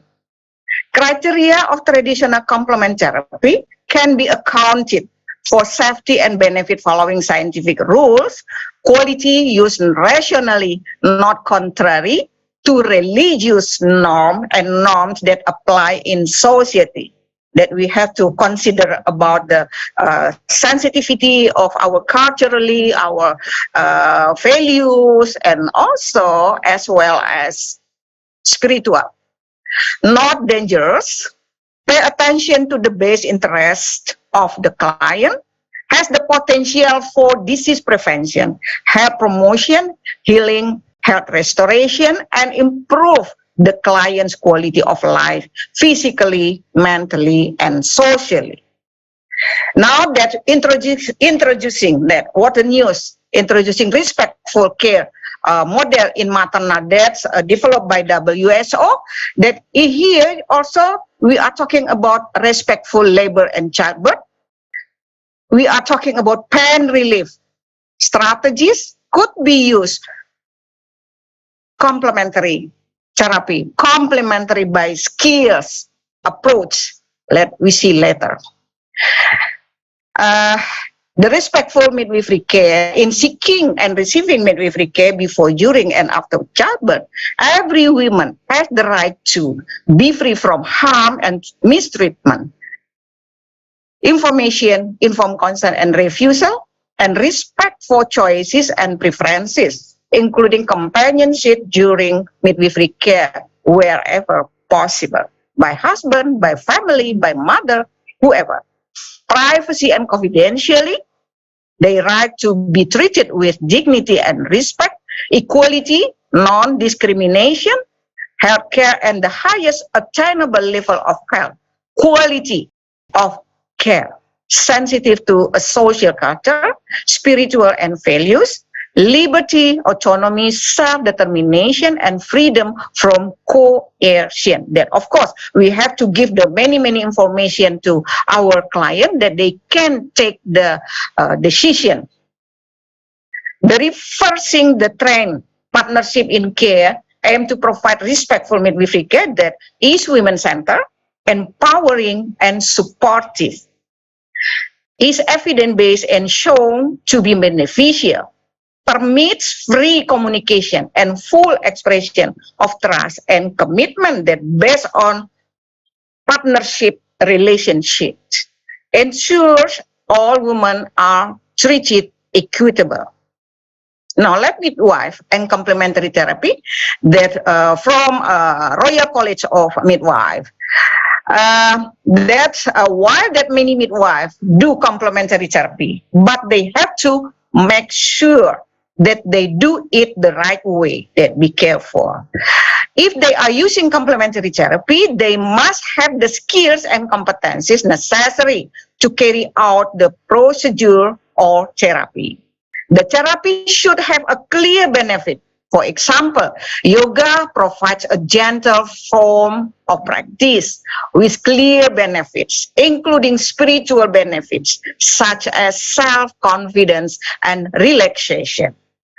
Complement alternative medicine claims to offer multiple benefits in pregnancy and birth, with medications such as ginger to help relieve morning sickness, and aromatherapy to aid relaxation. Every midwife who will use complementary therapy must be held accountable if something goes wrong. Various theory state that the production of biological pain drugs can be done like endorphin stimulation by many approaches, such as a massage, oxytocin, and some else. She also said there was increasing interest in complementary alternative medicine among midwives in response to requests from pregnant women. I think not just in Indonesia, but in global situation. However, she cautions that midwives doing complementary therapy should ensure that they receive appropriate training. I think what worries me is that there is so much interest among midwives doing things without knowing what they are doing. Also, I would like to inform to my colleagues, we can do complementary therapy, but we have to have the knowledge and also skills. The big message is that they cannot do complementary alternative medicine unless they qualify properly. They must have a training certificate according to applicable regulation. Fortunately, in our country, in Indonesia, I saw so many training for a complementary therapy based on many approach. Support of the midwife in the implementation of complementary care in delivery. We are talking about pain relief during labor. Provide non-pharmacological support in childbirth. Massage, hydrotherapy, hypnotherapy as part of complementary midwifery care. It is likely that the care context and the type of care provision and care provider have a strong effect on the need for labor pain relief and on the choices women make it relation to this need. Relaxation, massage techniques, I think that my colleagues already know. This is very familiar with my colleagues in providing midwifery care. Most women desire some form of pain relief during labor, and qualitative evidence indicates that relaxation techniques can reduce labor discomfort, relieve pain, and enhance the maternal birth experience. We are talking about comfortable, that we have to give many techniques to make it comfort for women, for pregnant women. And we know in the pathophysiological, if a woman happy, comfort, the hormone oxytocin, endorphin will increase.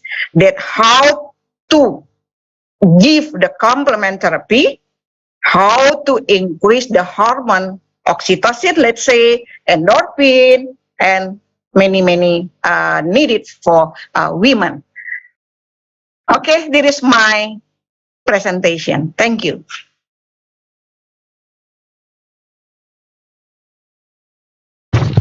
You are most welcome, Dr. Emi Nurjasmi, for the wonderful really presentations.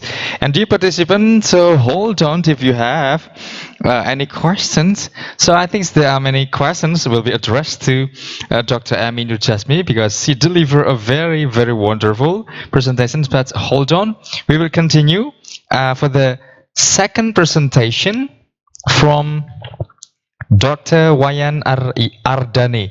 So, Doctor, have you been connected with us? Dr. Wayan? Yes, good afternoon. Yes, I'm being connected. So it seems that we have been connecting to Dr. Wayan. So today she also will talk about complementary therapy, and she will deliver a wonderful material today. Before she deliver the material, so let me read first her curriculum vitae. So her full name is Wayan Ardani, and then her educational background, she complete the bachelor degree from Udayana University as English Literature in 1994, and continued the master degree from same university, Udayana University, as a management, a magister, and continue the doctoral degree in 2020 from Udayana University also, the science of management. And she got many as professional certificate, including sertifikasi BNSP pendamping UMKM, and also sertifikasi dosen. There are so many awards given for Dr. Wayan Ardani that I could not mention one by one. And to save our time now, let's go directly to the presentations delivered by Dr. Wayan Ardani. The floor is yours now, ma'am. Thank you. What a wonderful moderator we have today. And I would like to thank also Mr. Rector of Muhammadiyah, which is giving me a chance, and also all of the committee. Before I start, can you hear me clearly? Can you hear me? Yes, ma'am. Okay. May I share my screen? Of course, you may. Okay. You may, Doctor. Okay. Thank you.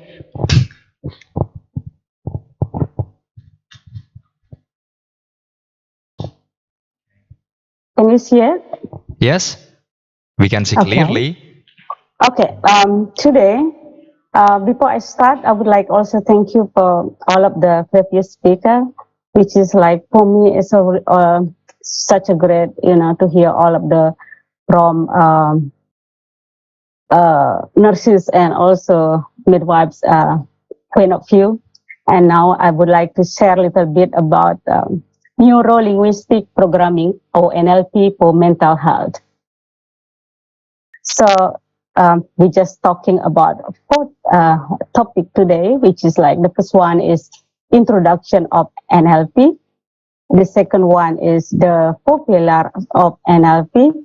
The third one is meta model. And the last one is how NLP works for meta model. I believe most of us here knows about NLP. I believe maybe some of the midwives, nurses here already using NLP for daily life. So just taking all of the concept now from John Grinder and Richard Bandler, who found the concept of NLP on 1970. NLP uses language patterns and metaphor to communicate with the subconscious mind. NLP is a training ourselves to think, speak, and act in new and positive ways in order to reach our maximum potential. The ability to organize our communication and neurological system to achieve specific desired outcomes and results. And NLP is how we use our mind's own language to consistently achieve our specific and desired outcomes. And the benefit is, of course, we can help us on, eliminate the phobias, depression, and learning disorder. And for psychotherapy, they use like for historical uses. And right now, modern uses is much used for hypnotherapy, leadership training, coaching, public speaking, sales, and team building. How it's NLP works? So if we see here, we have like 5 senses of 5 senses. So here is we have hearing, smell, taste, touch, and sight here. So from these 5 senses, we will experience something like pictures, sounds, feelings, taste, smell, or self-talk. And then our nervous system will process all of that experience via our senses. And then we will come to the programming, how we communicate with ourselves and each other to achieve our goal. This programming became to perception and behavior. And we know that in Indonesia, NLP has started to develop gradually, especially in the field of education, where it is used to apply in counseling or during consultation. And also NLP has also been applied in the learning process and has proven to make students understand each other and achieve better learning outcomes.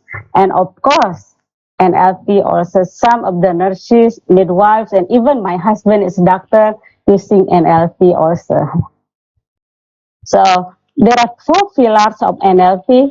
The first one is sensory acuity, which is like how we taking in of information and creating experiences and interaction with others, being curious and alert to the effect of what you do.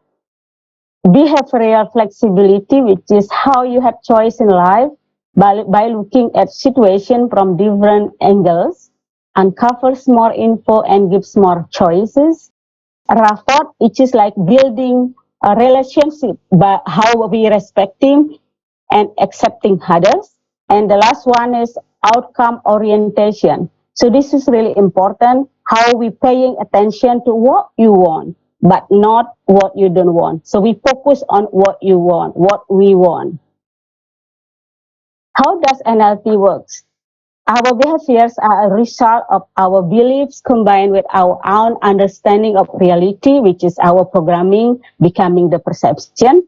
explores the link between neurological processes and language and behavior learned through experience. NLP, of course, provides structure for change that enables the coach to look behind the content of what actually drives to the behavior. And then the last one is seeks to achieve behavior change by finding the positive connotation of a thought or behavior.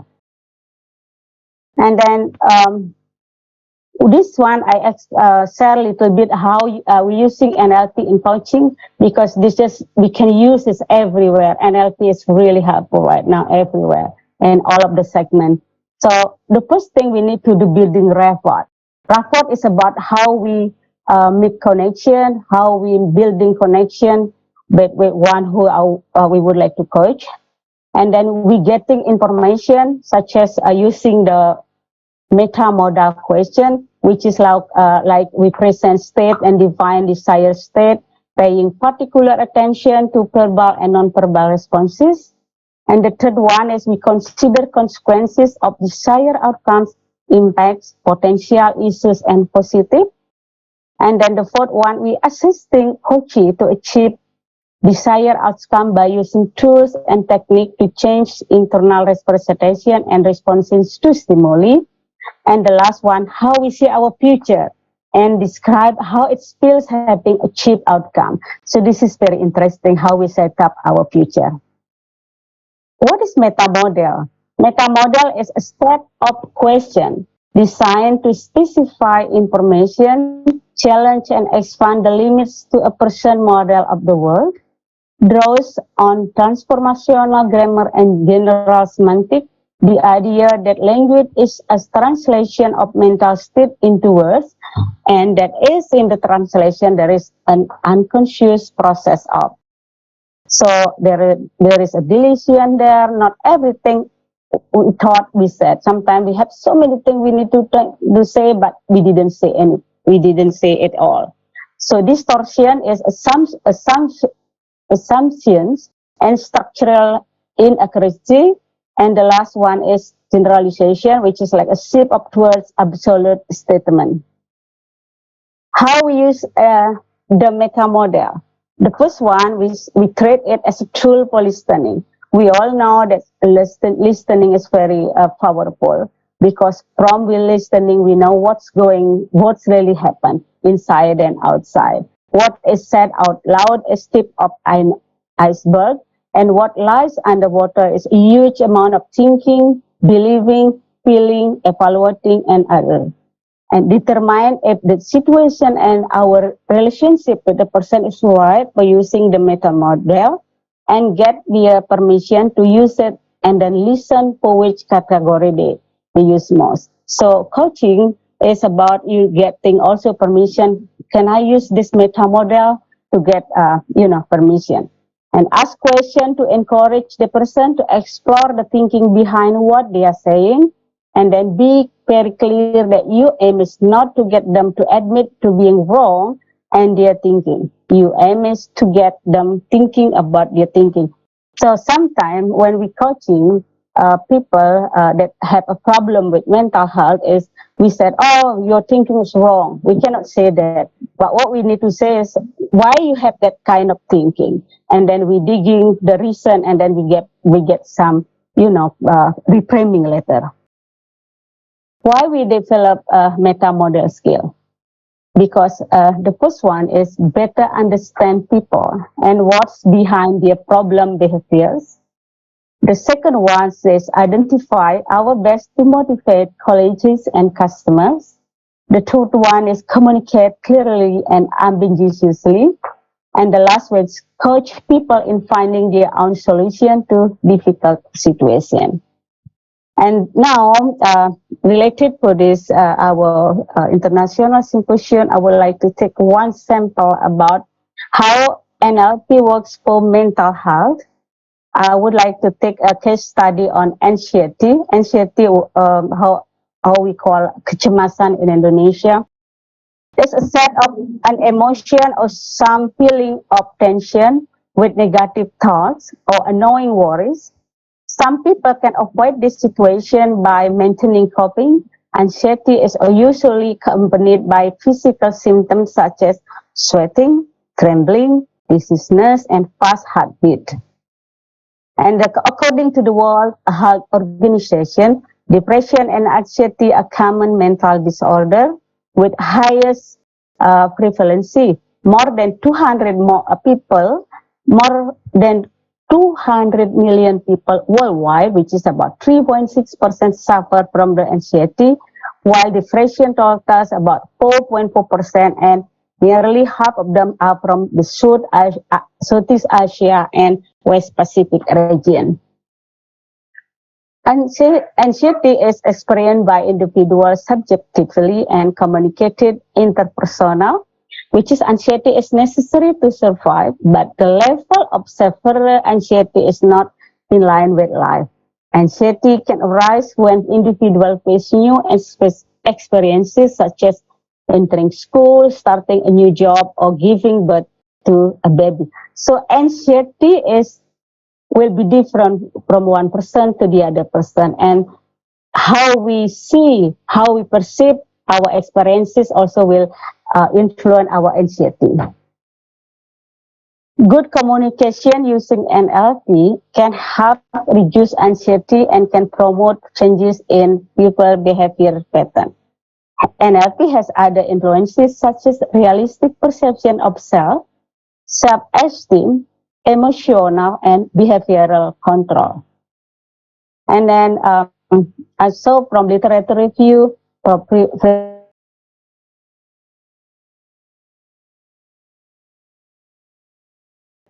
research show that communication association occur, and even in nursing, I believe, or in midwives, communication becomes the core in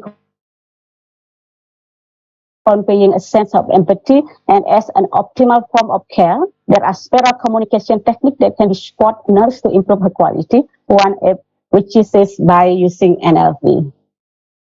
Combining verbal language within body language can make two-way communication run smoothly and easily accepted by the communicant. The success of communication determined by the use of verbal language, vocal, and visual, so communication will run perfectly. So we have to really give attention to how we, the combination of our words, how will our intonation and visual. NLP classifies human types into three groups, which is based on their abilities, sense such as visual, auditory, and kinesthetic. This distinction of human types will make it easier for nurses to choose the NLP technique that will be used in the intervention. Now, the last slide is about how 10 NLP process. The first one, for sure, we need to get meeting first with our patient, with our client, or with our friend, whoever we would like to coach. And then we begin with a meeting. We have to create a good atmosphere, explaining the program, goal, content, and program process. The second was its digital auditory method. So by using the visual, something like that. And then reframing. Reframing is we try to change from negative framing to positive framing. Sometimes when we go somewhere and we get the traffic light, for instance, we just come to negative framing. Oh no, this is stupid, something like this. All negative framing, and you feel anxiety. And then sometimes you can change that, reframing it okay, traffic jam, okay, it's fine. I still have my time to finish my makeup, or sometimes I can also, finish my typing something. So how we reframing it? So, and then we come to the modeling, the meta model. For sure, we will self-discovery by digging all of the questions, something like that, and then taking anchor. Anchor is about how we put, all of the information. So we will know what is like visual, what can you bring like good memories, good experiences, so brings like to be like positive framing. And then the last one is evaluation and discussion. So I would like to share just in quite fast presentation, so we have more time to discuss later. Thank you. I give the time back to Mr. Moderator. Thank you. Right, you are most welcome, Dr. Wayan Aryani. So now let's give a virtual applause to Dr. Wayan for the wonderful presentations. Right then, last but not least, so don't leave the Zoom for the International Symposium. We still have last presentations from Mrs. Noor Khalifa. Now the last speaker will be here. And so before the wonderful presentation from Ibu Noor Khalifa, so let me read first her curriculum vitae. So her full name is Noor Khalifa, and then now she lives in Rambatan Lor, RT03 and RW02 Kalibungu Kudus, and now she is a lecturer in Muhammadiyah University of Kudus, and also she is now the head of research and publications in Muhammadiyah University of Kudus. There are educational background that she had finished. So she completed the bachelor degree from Astika Sungti Waluya Ungaran, and then she continued the master degree in Diponegoro University Semarang, and now she also still on the progress of a doctoral degree from Diponegoro University. Also, she got many research experience that I can mention one by one, and also she gets some award that I could not mention one by one also. Then to save our time, now let's go directly for the last presentation by Mrs. Noor Khalifa. Now the floor is yours now, ma'am.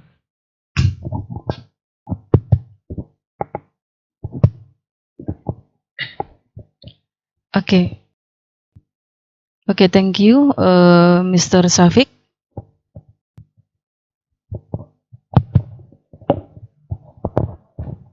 Okay, thank you, Mr. Safik. Assalamualaikum warahmatullahi wabarakatuh.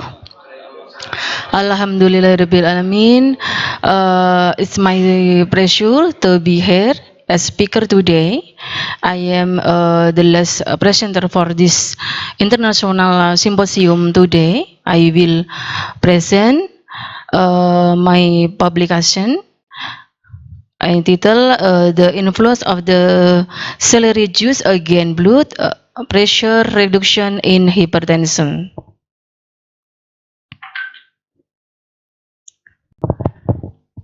The first rank of the non-communicable dessert in Jepara was 50-100 cases.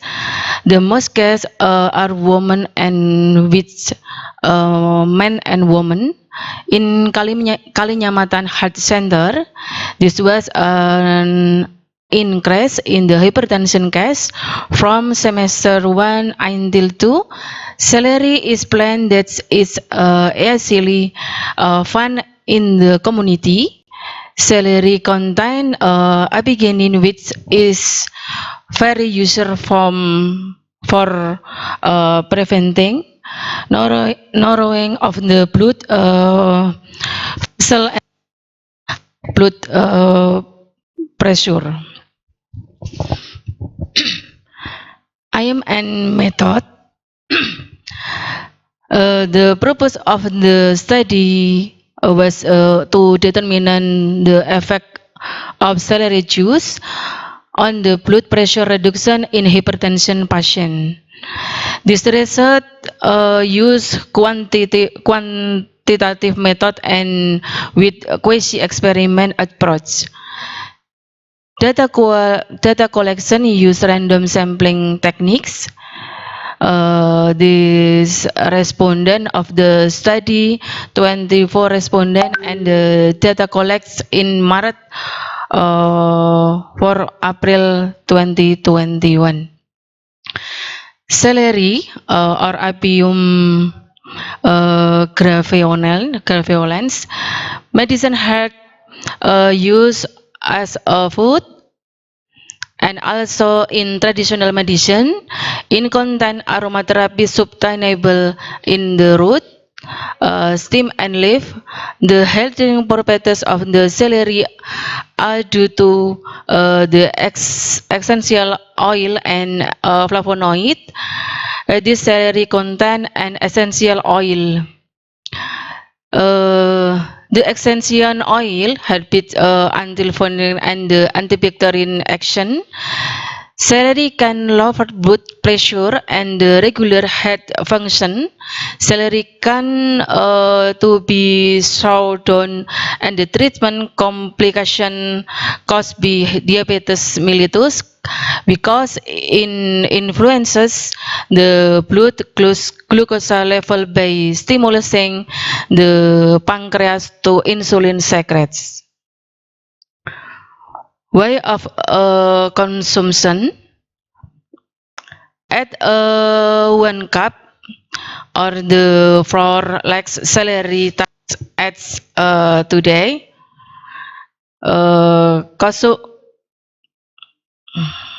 Consume in the form of the celery juice or enjoy directly or after with the turkey. Analysis data.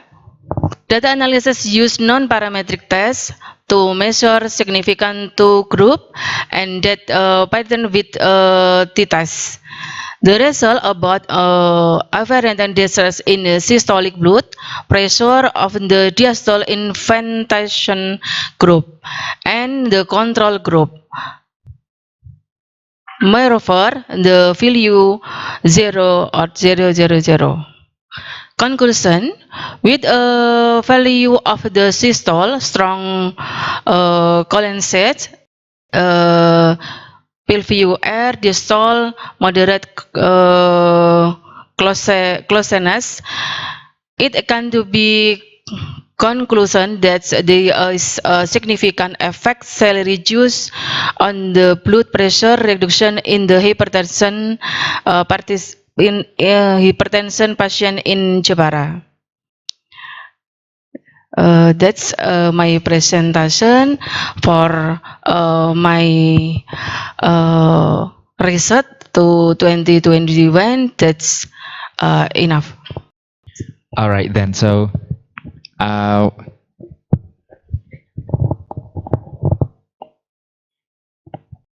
right, well, ladies and gentlemen, now let's give once again virtual applause to all of the panel speaker presentations for these sessions. It will be really interesting. So those material are really attractive and really comprehensive.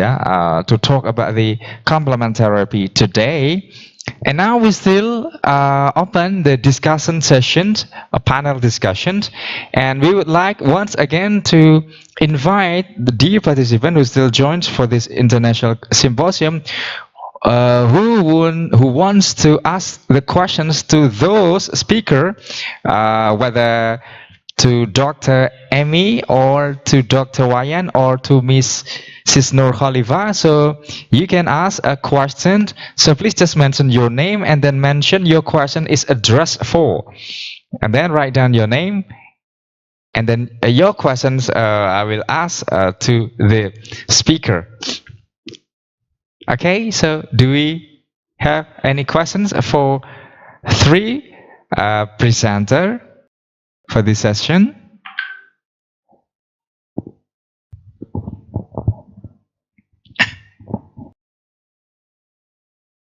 Right, so okay, so first questions. Okay, so the first question is coming from Mrs. Diana, and the question is, Assalamualaikum Prof. Dyah. Come on, let me read the question, please. Thanks for your great presentation. My question is proposed to Dr. Wayan. And what is the difference between NLP and affirmation technique? So that's the first questions. So questions from Mrs. Diana to Dr. Wayan. So you may answer that, Doctor.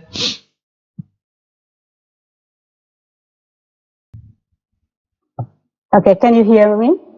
Yes, doctor. Okay, thank you. Very nice question, Dyah. So, if we speak about NLP, one of part of NLP is affirmation. Affirmation linked also with the law of attraction. If you have heard about the law of attraction, so something like when you doing your NLP, the first thing you need to do is reframing first. Reframing first your anxiety, your worry about negative thing will happen. And then reframing to positive thing. Like I mentioned before, when you have a problem, we have a unhappy, not comfortable situation, try to see that from positive way. Because sometimes what we have in our minds, we confirm with, we affirm with, that will be happen.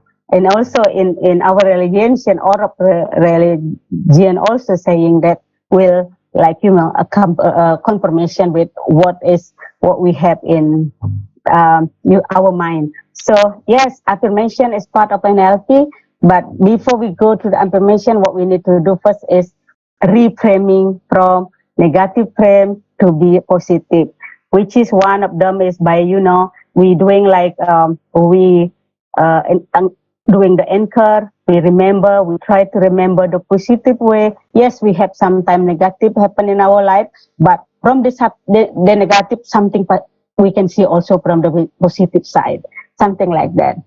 Do you have any question? I mean, is it clear for you? Yeah, right. So thank you for the wonderful explanation from Dr. Wayan. So I think it's really, really clear. And to those who asked to Mrs. Diana, your questions hopefully is answered.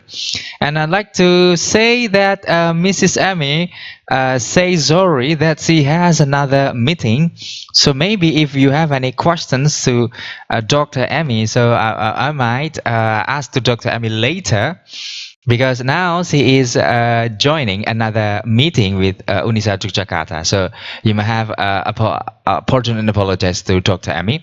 Then we still have a question session and answer for these sessions. If you have any questions, you may write down your questions through our Zoom chat room, or even you can raise your hand directly to us, to all speakers that we have for this session. So please, everyone, ladies and gentlemen, sorry.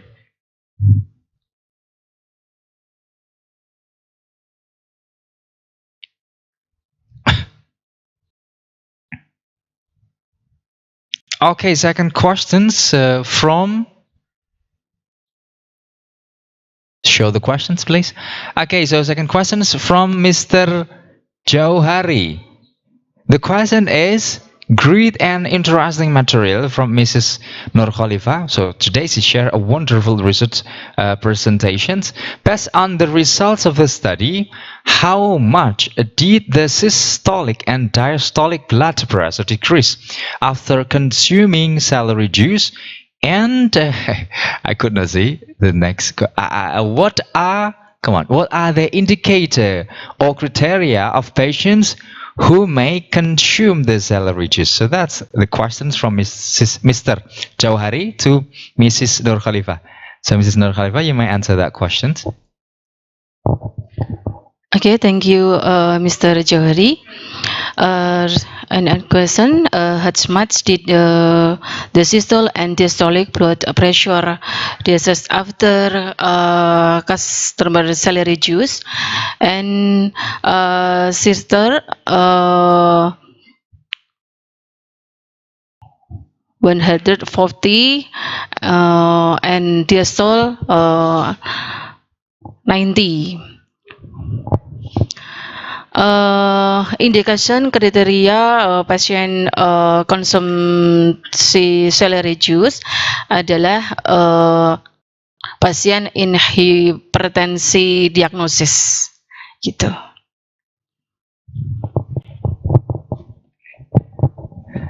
So that's the explanation from Mrs. Noor Khalifa. So hopefully Mr. Jauhari, who has a questions, your question is done or is answered. And do we still have more questions through Zoom or raising hand? Do we still have? Okay, next question is from Mrs. Adelia to Mrs. Nurjasmi. So the question is there any side effect, regarding to the dose of consuming celery? Okay, that's the questions, Mrs. Nurjasmi. You might answer that. Yes.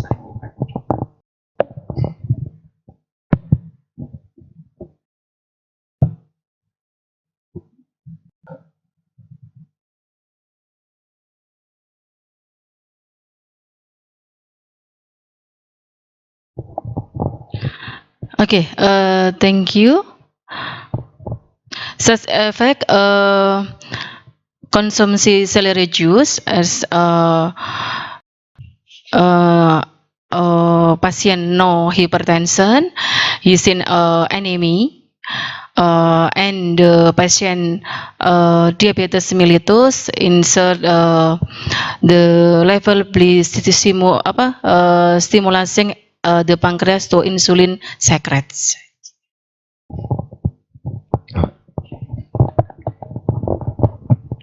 Okay, so that is the explanation from Mrs. Nurjasmi about the questions.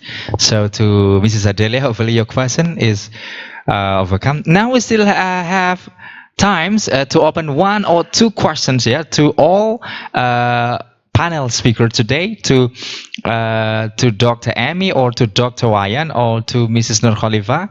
So if the participants still have any questions, so please, we still open a question and answer session right now. Do we still have more questions? Okay, right. So yeah, seems that okay. So we don't have any more questions. No. Okay, right. So yeah, I'm afraid that we don't have any more questions. So Dr. Wayan, and maybe now we will end this session. And so I would like to say thank you once again to all participants today, Dr. Nurjasmi for the wonderful presentation, and Dr. Wayan Ardani for also wonderful presentation, and last but not least for Mrs. Nurjasmi for nice sharing of her research presentations. But before I end the session, I need to ask once again to please Dr. Wayan, who is still joined for this symposium, a little closing statement, Mom. Okay, thank you so much. So I would like to say that NLP can help us to, decrease our anxiety, our worry, and bring us to the more beautiful life and more positive life, and also drive us to the happiness and self-empowerment. Thank you. Right then, so that is a really, really great closing statement. Now, Dr. Emi, if you are still joining for this symposium, you may have a closing statement now. All right then. So okay, so seems that Dr. Emi has left, and now we will ask once again to Mrs. Nurjasmi to please give a closing statement, Mom. Okay. Last closing I am thank you for keynote speaker Miss Elvira, Prof. Dr. Rusli from Malaysia, Dr. Emi Nurjasmi from Pengurus Pusat IBI, Professor Dr. Epid Dyah Aryani from Ketua APTFMA, and Dr. Wayan Andriani for Universitas Mahindra Data Bali. Thank you for just Symposium International today. Okay. So thank you. Now, please once again give a virtual applause to 3 wonderful speakers today. I could not say anymore except this is a really amazing presentation. Right, last but not least, dear participants, Alhamdulillah, finally we are in the peak or in the end of this international symposium today. So finally, yeah, I'd like to say Thank you for collaboration for participant and also keynote and invited speaker today. And before I end this international symposium, so I would like to give any crucial or important information to the participant who still join, that we will hold a second international conference that will be held, inshallah, in February, if I'm not mistaken. So please just prepare your best articles starting from now to submit in our international conference. And so all submitted paper, inshallah, will be published in both Scopus indexed journal and also Web of Science indexed journal. So please participate in our second international conference that will be held, inshallah, in February 2023. And last but not least, I would like to say thank you once again to a committee and also participant for this international symposiums. My name is Shafiq once again, and I deliver as a moderator. So let me say sorry if I deliver this international symposiums with my mistake. So thank you. We will meet again in the international symposium, and that's all from me. Assalamualaikum warahmatullahi wabarakatuh.